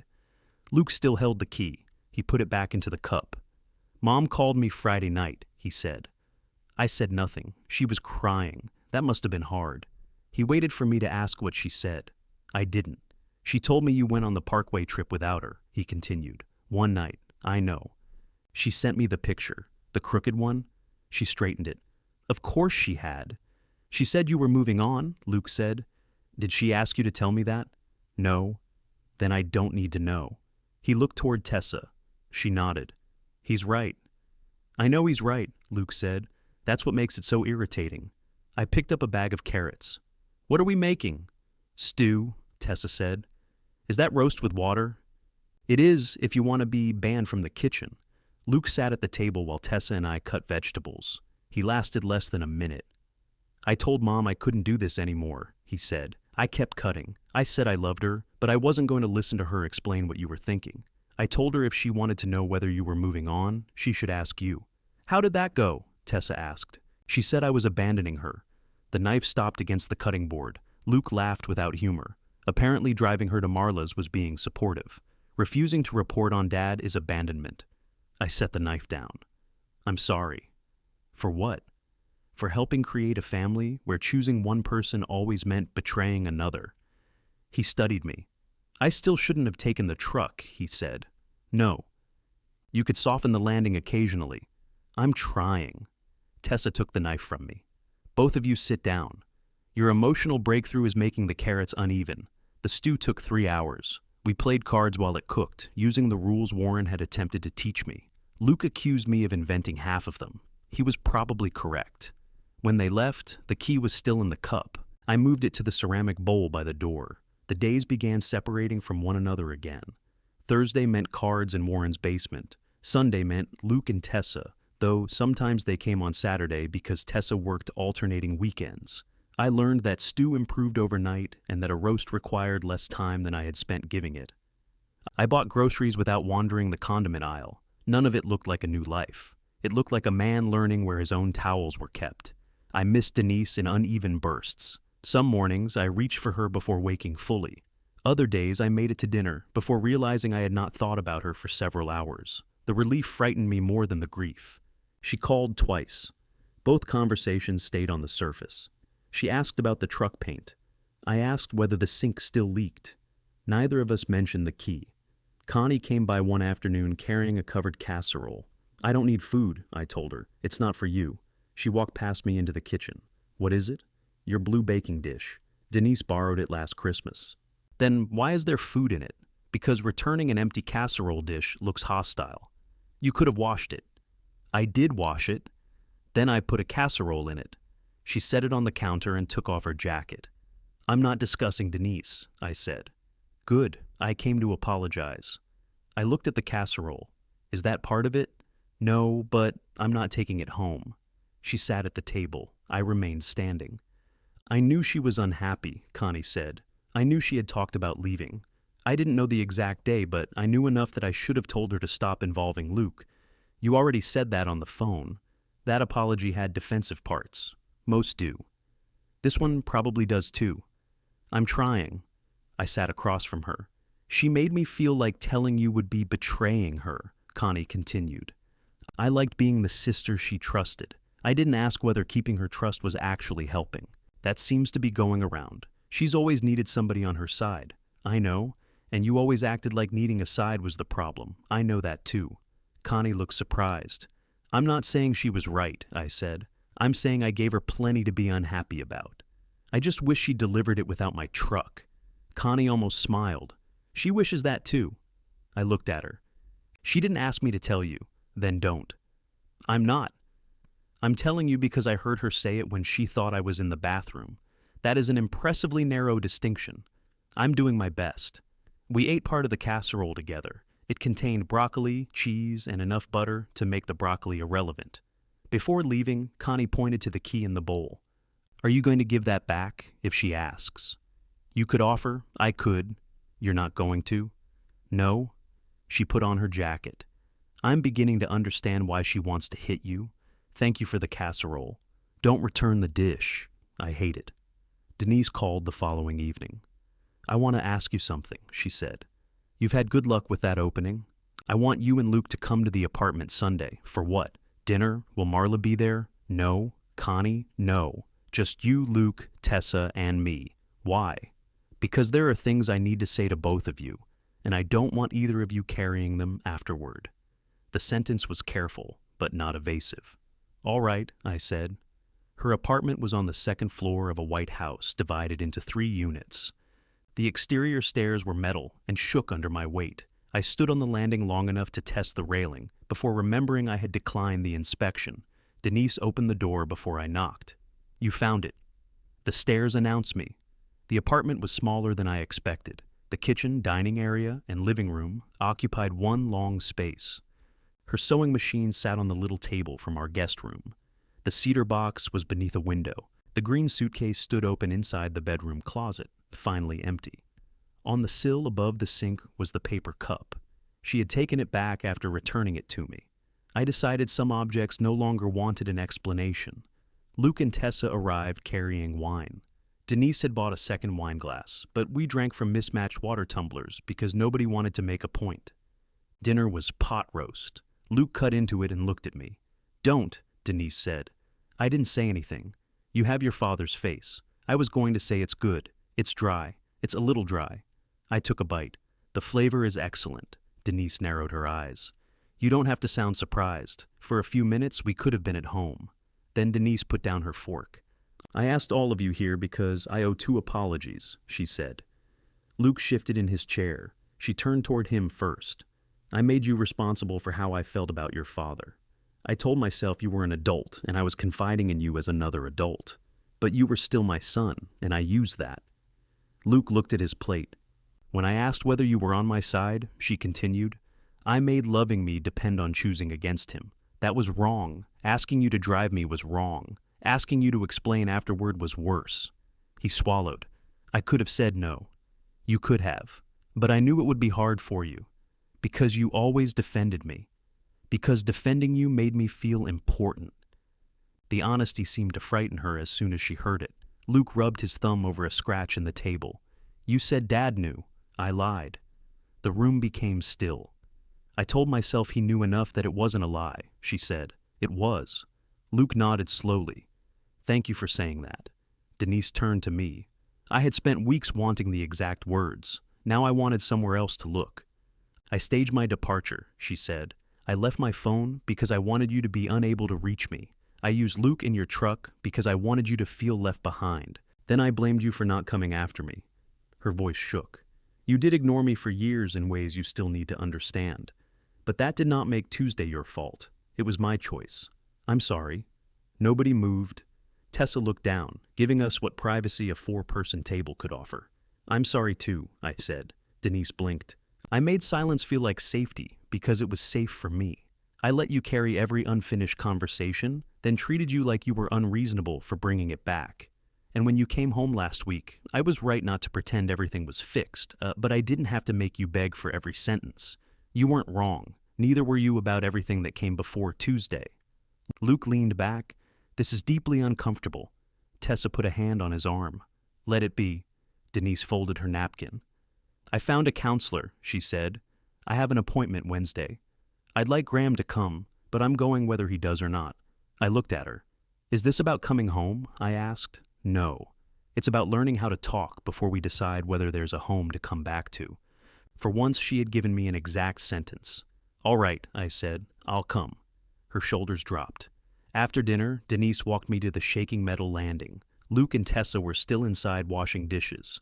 I didn't apologize to get you there, she said. I know. Do you? I'm trying. She nodded. At the bottom of the stairs, I turned back. The porch light caught her face through the railing. Denise, yes? I still have your key.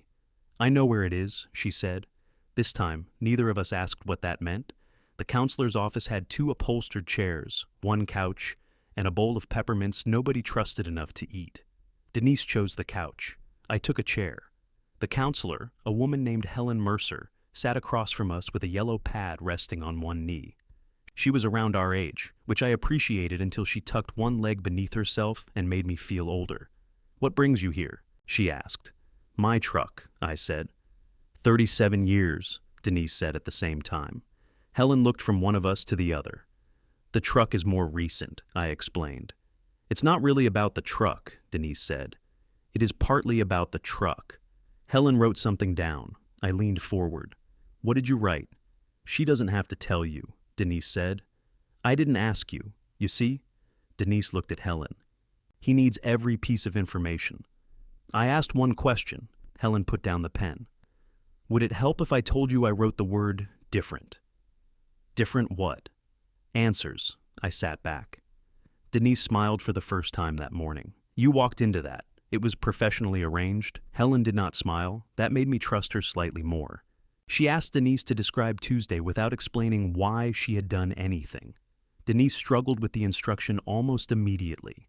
I left my phone because Graham would have called and... That's why, Helen said. Tell me what you did. I left my phone in the nightstand. I asked Luke to take me to Marla's. I told Luke that Graham understood more than he did. You lied, I said. Helen looked at me. She asked for description, and she described it. You corrected it? It was incorrect. Denise folded her arms. This is what living with him is like. Helen turned to me. What happens inside you when something is imprecise? I don't understand the question. Of course you don't, Denise muttered. I looked at Helen. If the facts are wrong, the conversation goes in the wrong direction. And if the facts are right, then we can deal with the actual problem, Denise laughed softly. We never get to the actual problem. We spend 2 hours deciding whether I said always or most of the time. You say always, frequently, there. Helen lifted one hand before Denise could answer. Graham, what does correcting her give you? Accuracy. What else? I looked toward the window. The parking lot was visible through white blinds. My truck sat below, the repaired tailgate a slightly different blue from the rest. It keeps me from being blamed for things I didn't do, I said. What if she is blaming you for something you did do? Then I apologize. Denise turned toward me. When? When I know what I did. You make me prove it like a court case. I thought this wasn't about legal things. Helen ate one of the peppermints. I understood then that they were for her. The session did not improve from there. It got more honest.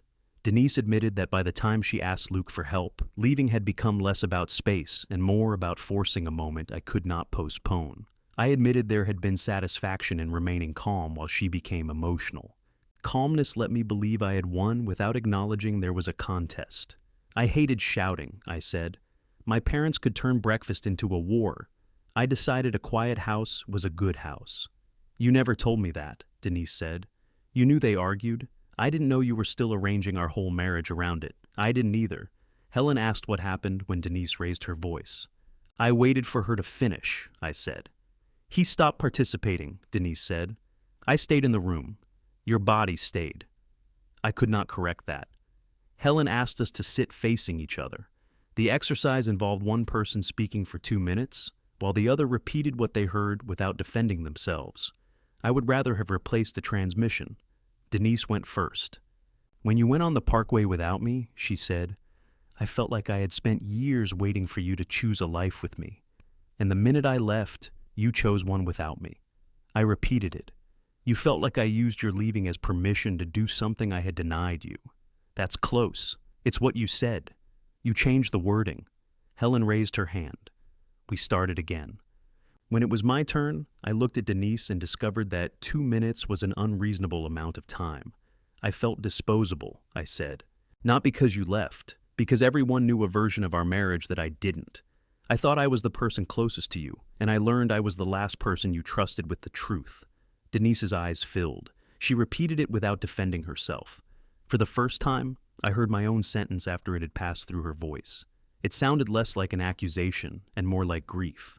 In the parking lot, we stood beside the truck. I think she likes you, Denise said. She interrupted me 9 times. She interrupted me 12. You counted? I learned from the best. We went for coffee. Neither of us called it a date. We sat in a booth at a diner 2 blocks from Helen's office, the kind of place where the laminated menus curled at the corners and every table had a metal napkin dispenser. Denise ordered tea. I ordered coffee. You really felt disposable? She asked. That was supposed to stay in the room. I think we're allowed to discuss the session. I don't know the rules. You could ask Helen what she wrote. She guards her secrets. Denise stirred her tea even though she had added nothing to it. I didn't think you needed me, she said. That's part of what made leaving possible. I needed you enough that I stopped checking whether you wanted to be needed. She nodded. I reached into my pocket and put her house key on the table. Denise looked at it. This isn't me asking you to come home, I said. I know. It doesn't mean you can arrive whenever you want. I know that too. It's your key. Keeping it in a bowl felt like I was waiting to award it back. She picked it up. Thank you. You can put it in another cup if you prefer. I threw that cup away. The answer startled me. When? Yesterday. Why? Because it was trash, Graham. I laughed. She did too, and the waitress looked over as if we had violated the diner's atmosphere. We agreed to return the next Wednesday. We also agreed to have dinner together once a week, without discussing whether Denise would move home. That rule lasted through half of our first dinner. She cooked spaghetti at the apartment. I brought bread and was specifically instructed not to inspect the outlets. The sink connection had started dripping again. I heard it while washing my hands. Don't, Denise said from the stove. I haven't done anything. You tilted your head. There's water dripping under the sink. I called the landlord. She's replacing the fitting tomorrow. I turned off the faucet. That seems reasonable. You wanted to fix it? I wanted the dripping to stop. You're sweating. The apartment is warm. She handed me a glass of water. Sit down. I sat. The second week, she came to the house. She used her key, opened the door, then knocked from inside. That is a confusing system, I said. I wasn't sure which rule mattered. Calling first mattered. I did. My phone was in the garage. You could carry it. You could knock from outside. She stepped back onto the porch, closed the door, and knocked. I opened it. Hello, she said. Come in. We were still laughing when Luke and Tessa arrived unexpectedly with the blue paint for the truck. Luke stopped inside the doorway. What's happening? Your mother knocked incorrectly, I said.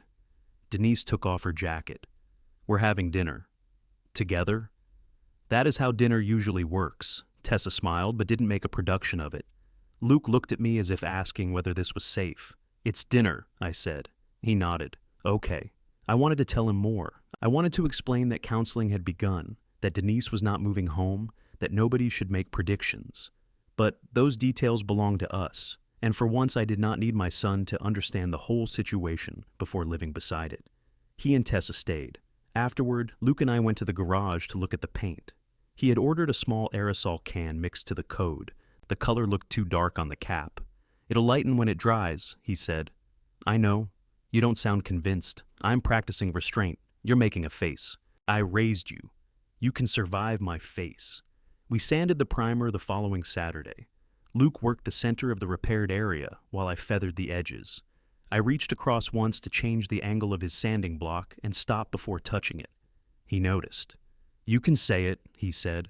Lighter pressure near the edge. He adjusted without argument.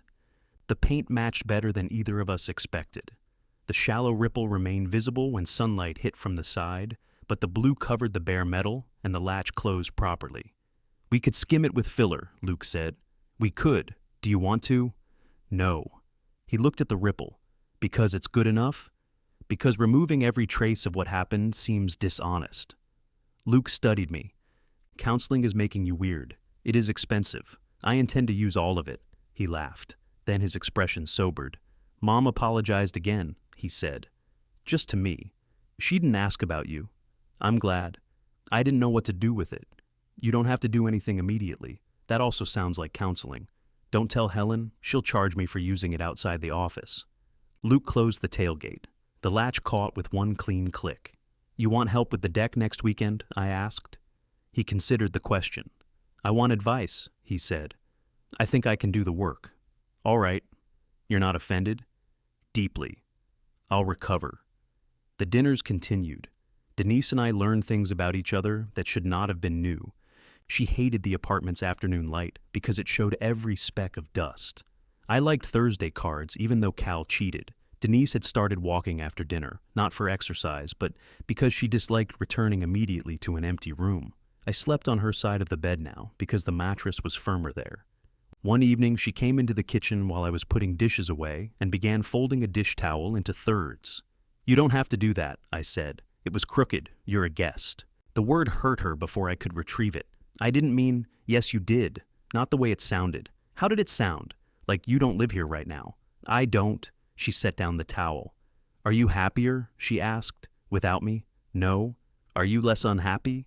Sometimes. She absorbed that. So am I, she said. It was not the answer either of us wanted, but we had started paying for accuracy.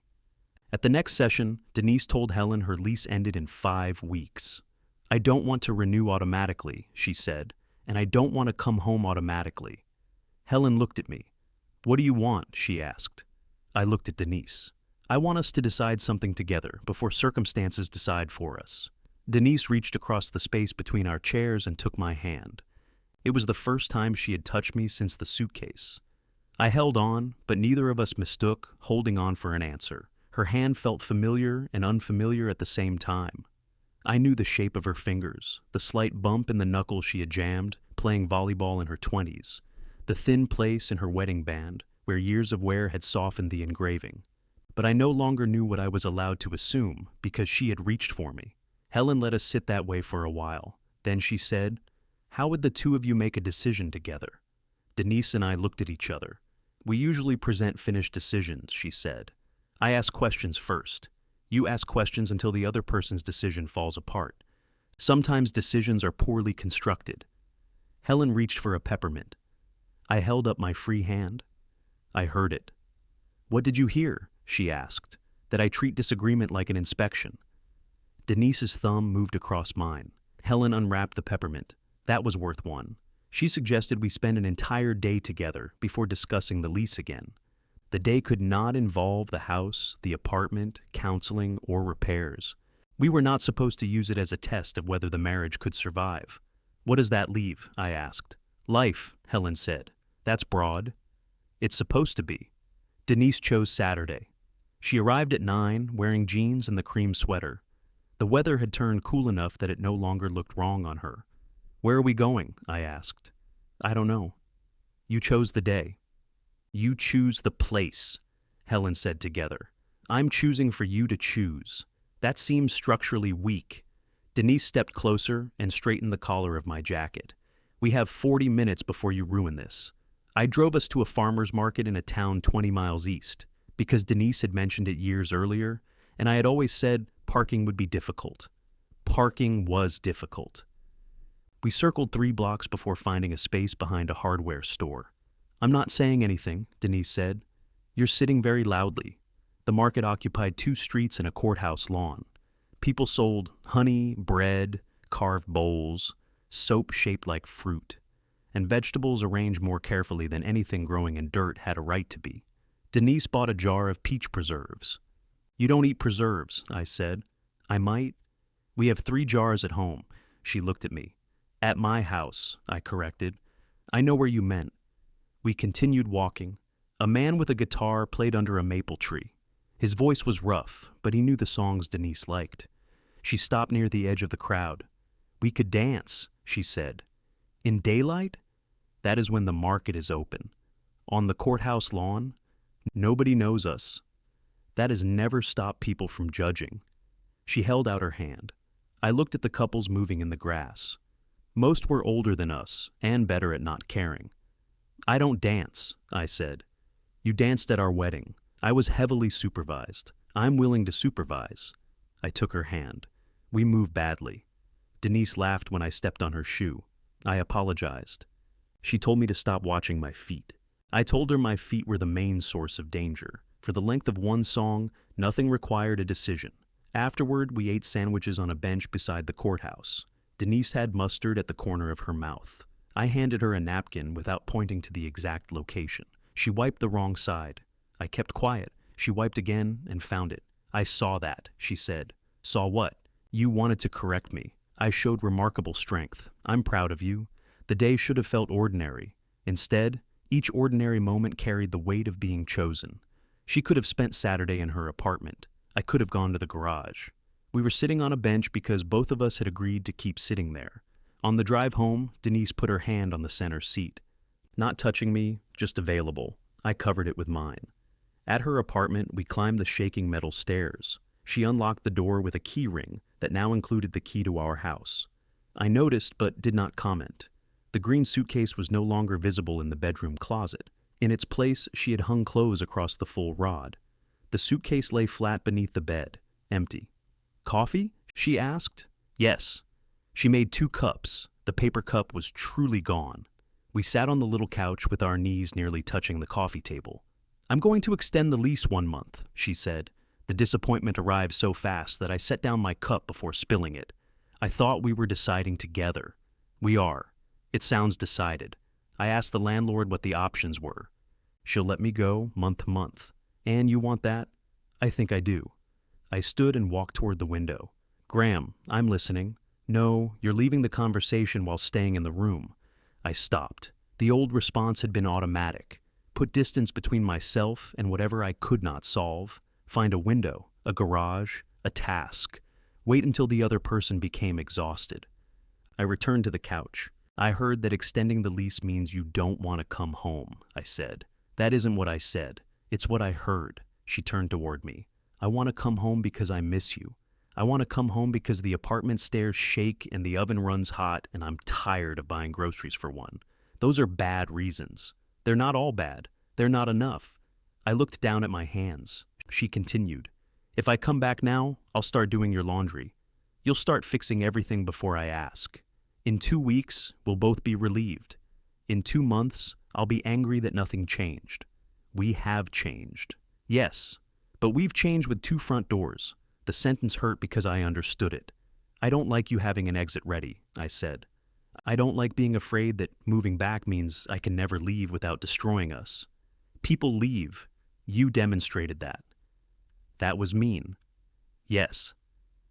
"Do you believe I'll disappear again?" I considered lying. "I believe you might decide you have to," I said. Denise nodded, eyes wet. "I'm afraid you'll stop talking again. I'm afraid the minute I'm back, your quiet will feel reasonable. I'm afraid you'll discuss me with everybody except me. I haven't talked to Marla about counseling. That surprised me. She asks, Denise said. I tell her we're working on it. Why? Because I don't want to borrow her opinion before I know mine. I sat beside her again. 1 month, I said. 1 month. That isn't me agreeing you should stay away. I know. It's me agreeing not to make the lease choose for us. She leaned her head against my shoulder. We stayed that way until the coffee went cold. When I got home, Luke was in the driveway measuring the distance between 2 boards in the truck bed. I parked Denise's car behind Tessa's hatchback. Denise had insisted I drive her sedan home because she wanted to keep the truck overnight to haul a cabinet she had bought at the market. The arrangement would have been ordinary before Tuesday. Now every set of keys had a conversation attached. Luke looked at the silver car. Where's the truck? Your mother has it. You let her borrow it? She asked. He absorbed that. I came to ask about next Saturday, he said. I've got an irrigation job, and the pipe won't fit in Tessa's car. What time? 7 in the morning until 3. Maybe 4 if the ground's bad. Who's driving? Me, anybody else? One guy from my crew. What are you hauling besides pipe? Shovels, fittings, 2 bags of gravel. Bring it back with a full tank. His face changed. That's a yes? That's a yes. You don't want to know the address? I'm sure you do. He smiled. I'll write it down anyway. Fine. He started toward Tessa's car, then turned back. Mom's driving your truck? Yes. Does she know the passenger window sticks? She's been married to me 37 years. She knows everything wrong with that truck. Luke laughed. The next Saturday, he arrived at 6:50. He rang the bell instead of using the spare key. I handed him the truck keys and watched him walk to the driveway. There was a hesitation before he opened the door. I'll be careful, he said. I know. It was only 2 words, but they carried more weight than the tailgate. He returned at 3:30 with a full tank, a clean bed, and no new dents. The spare key remained in the bowl. He did not touch it. On Sunday, Denise came to dinner with peach preserves and a loaf of bread. We ate at the kitchen table with Luke and Tessa. Denise sat in her usual chair. Nobody asked what it meant. Afterwards, she opened the preserves. I told you I might eat them, she said. They're good, I admitted. You sound disappointed. I'm revising my position, Tessa asked when our anniversary was. 2 weeks from Friday, Denise said. Luke looked between us. Are you doing anything? We haven't discussed it, I said. Denise spread preserves on another piece of bread. We could have dinner. Dinner is safe, Luke said. What's wrong with safe? I asked. Nothing, if that's what you want. He had become irritatingly perceptive. After they left, Denise and I washed dishes together. I washed, she dried. We moved around each other with the old efficiency, but this time I noticed it. The anniversary trip was supposed to be this year, I said. I know. I went one night without you. I also know. The horizon was crooked. You've mentioned that. I handed her a plate. What if we tried again? She stopped drying. The whole trip? Not the whole parkway. 3 nights, maybe 4, if we don't hate each other by North Carolina. Is this how you ask somebody to travel? I'm out of practice. Are you asking me because it's our anniversary? I'm asking because I want to take a trip with you. She set down the towel. And because it's our anniversary, I added, better. We don't have to decide anything about the apartment. We don't have to use it as proof counseling worked. It isn't a test. What is it? A trip. You said everything is several things. It's also me being late. Her eyes filled, but she smiled. I need to think, she said. That answer would once have felt like rejection. All right. At the door, she kissed my cheek. Not my mouth. Not yet. The following Wednesday after counseling, I walked her to her car. Have you thought about the trip? I asked. Yes, and? You're doing the inspection voice. I'm asking. She touched my jacket collar, though it was already straight. Ask me properly. I took a breath. Denise, will you come with me on the trip we kept postponing? She looked at me for a long moment. I'll be at the house Friday morning, she said. Don't leave without me. I won't. Even if I'm late? How late? She laughed.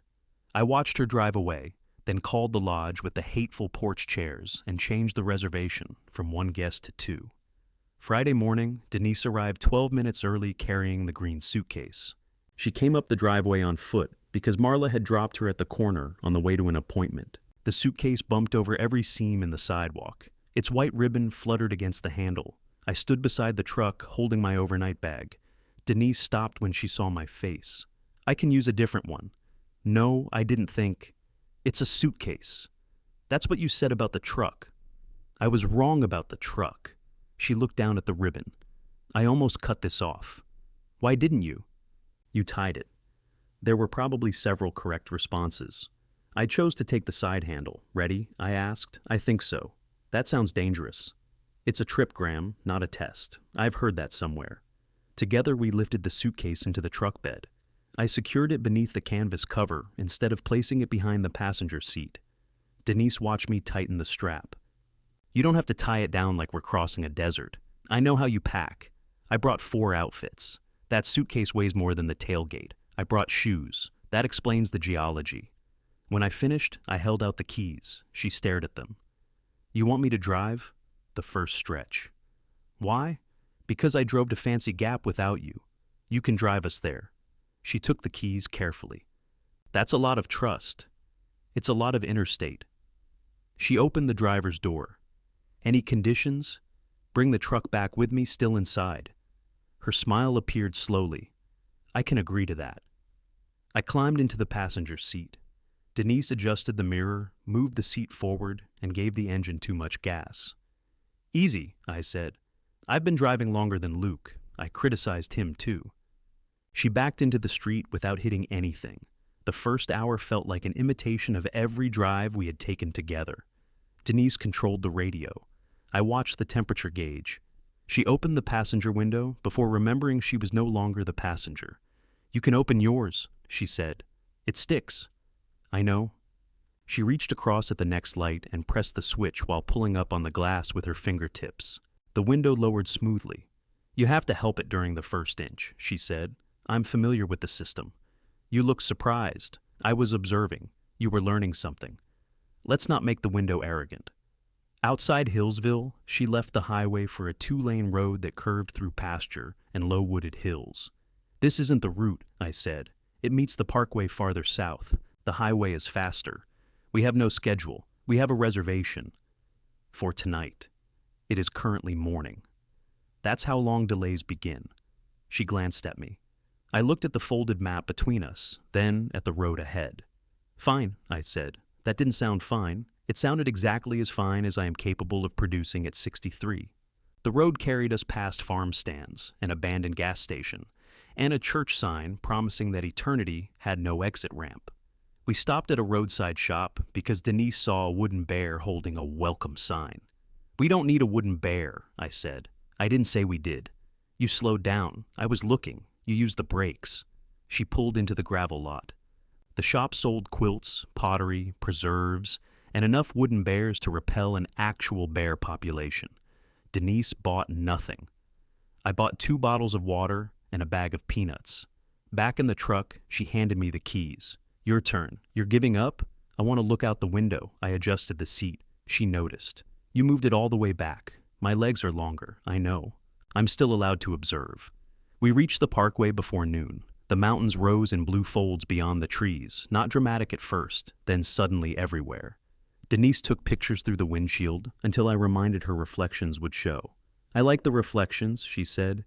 You complained about them in Vermont for an hour. That was 13 years ago. Glass has not changed. Maybe I have. At an overlook, we parked beside the same stone wall I had photographed on my first trip. Denise stood at the railing while I tried to reproduce the crooked picture. You're tilting it on purpose, she said. I'm creating continuity. You're ruining the view. She took the phone and straightened the horizon. We asked a man with a camera to take one of us together. I put my hand at Denise's waist. It landed stiffly, the way it always did in photographs. She moved closer. Relax, she said. I am relaxed. You're holding me like a rolled carpet. The man lowered the camera. You folks ready? Denise wrapped my arm more firmly around her. We are now. The photograph showed wind lifting her hair, my eyes half closed, and both of us laughing at something the camera could not know. A rattle began beneath the truck 10 miles later. I turned off the radio. Denise looked at me. What? Listen. To what? The rattle came again as we climbed, a metallic vibration under the passenger floor. You hear that? I hear the truck being a truck. That noise is new. Is it dangerous? I don't know.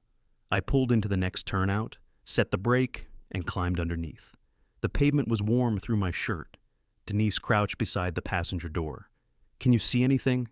Your shoes. What about the truck? The exhaust heat shield is loose. Can you fix it? Yes. With what? I have clamps in the toolbox. She sat back on her heels.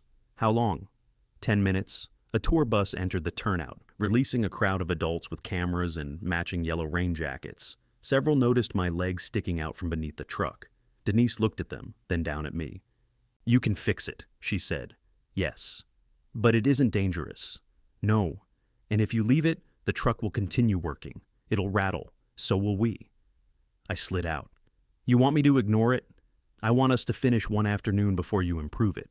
The heat shield vibrated again as the engine idled. Every part of me wanted to open the toolbox. I closed the passenger door. I'll fix it at the lodge, after sunset. That is an arbitrary rule. Yes. We drove on with the rattle. It annoyed me for 14 miles. Then the road climbed above the trees. Denise put her hand over mine on the seat, and I stopped hearing it. The lodge porch chairs remained hateful. Denise sat in one, shifted twice, and looked at me. You weren't exaggerating. I considered writing a review. That would require admitting you had feelings about furniture. I have always had feelings about furniture. Ask about open shelves. She laughed. The king room created a silence neither of us had planned. Denise set the suitcase on the luggage stand. I put my bag on the chair. The bed occupied most of the room, white and neatly made, with 6 pillows, no human arrangement required. I can ask if they have another room, I said. Do you want another room? I don't know what the expectation is. There doesn't have to be one. That makes 2 things without a schedule today. She unzipped the suitcase. The sound went through me before I could stop it. Denise froze. I'm sorry, she said. You don't have to apologize every time you open luggage. I packed this one to hurt you. You packed it to leave. I packed the blue dress, I noticed, the cream sweater, my mother's scarf, clothes for dinner, walking shoes. She lifted them out one at a time. I packed like I was taking the trip without you, even though I was going to Marla's guest room. Why? I think part of me wanted to become the woman I kept saying you wouldn't let me be. Did it work? No. She apparently doesn't know how to fix a sink either. I sat on the edge of the bed. Denise placed the cream sweater in a drawer. When Luke and I argued at Marla's, I forgot the suitcase was behind the seat, she said. I really did. But when he called and said he had it, I told Marla not to bring it. I knew he'd take it back to you. So part of it was an accident. Part was another message. Yes. Thank you for telling me. I'm sorry, I know. She sat beside me, leaving several inches between us. I don't want to keep turning objects into conversations, she said. Then we should stop buying objects. That sounds economical. I'm growing. She leaned her head against my shoulder. We ate dinner at the lodge restaurant, then sat on the porch until the sky darkened behind the ridge. Denise wore the blue dress. I told her she looked beautiful before she asked. The porch was nearly empty. Somebody inside played old music softly enough that the words blurred. Dance with me, Denise said. The chairs have already injured me. You'll recover. We moved between the porch railing and the empty tables. There was no courthouse crowd this time. Nobody except a server stacking glasses inside. Denise rested her cheek against my chest. I want to come home when the month ends, she said. I kept moving. Because the oven runs hot, I can live with the oven, the stairs, I survived them. Because you're tired of groceries for one, I am tired of that. That still counts. She drew back enough to see my face. I want to come home because I want mornings with you. I want to annoy you before coffee. I want to plan things and hear what you actually think, even if you hate them. I want a marriage where neither of us needs an audience. I swallowed. I want that too. I'm still afraid. So am I. What if we go back to the same thing? Then we say it before somebody packs. That isn't much of a plan. It's more than we had. She smiled. We keep seeing Helen, I said. We keep one dinner a week that isn't a chore. You keep walking after dinner if you want. I keep cards on Thursday. Cal cheats. I know. And if I ask you to take a trip, I answer before retirement ends. You're retired. Then I'm already late. She kissed me. It was not the relieved kiss of two people pretending the trouble had passed. It was cautious at first, then familiar, then new, because neither of us was using it to avoid the conversation. The heat shield rattled when I started the truck the next morning. Denise looked at the toolbox. "You may fix it. Thank you. I'm going to get coffee. It'll take 10 minutes. I know how long your 10 minutes lasts." It took 12.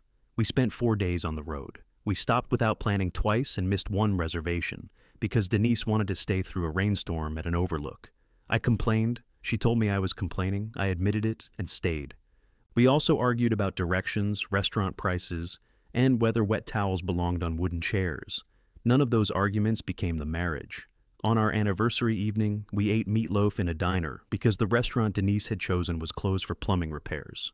She said I looked delighted. "I enjoy consequences that aren't mine," I told her. She raised her glass of iced tea. 2. Asking first, to answering. When we returned home, she did not immediately move back. We finished the month because that was what we had agreed. She spent some nights at the house and some at the apartment. The arrangement was inconvenient, which kept either of us from pretending rebuilding was easy. Luke helped her move at the end of the month. This time, she asked him. Then she called me and asked whether we could use the truck. "Yes," I said. The green suitcase made the final trip on the passenger side floor, not hidden behind the seat. Denise drove. Luke followed with Tessa in the hatchback. We did not put everything where it had been. The sewing machine went into the guest room beside a chair for me, although I told Denise I had no intention of sewing. She said the chair was for talking. The blue mug returned to the cabinet. The paper cup did not. That evening, after Luke and Tessa left, Denise and I sat on the back porch with the house half settled around us. Her key was on her own ring.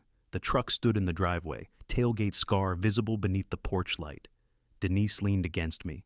"Did I bring everything back?" she asked. "No." She lifted her head. "What did I forget?" I kissed her forehead. "Nothing we need tonight," I said. For once, she let the answer be enough.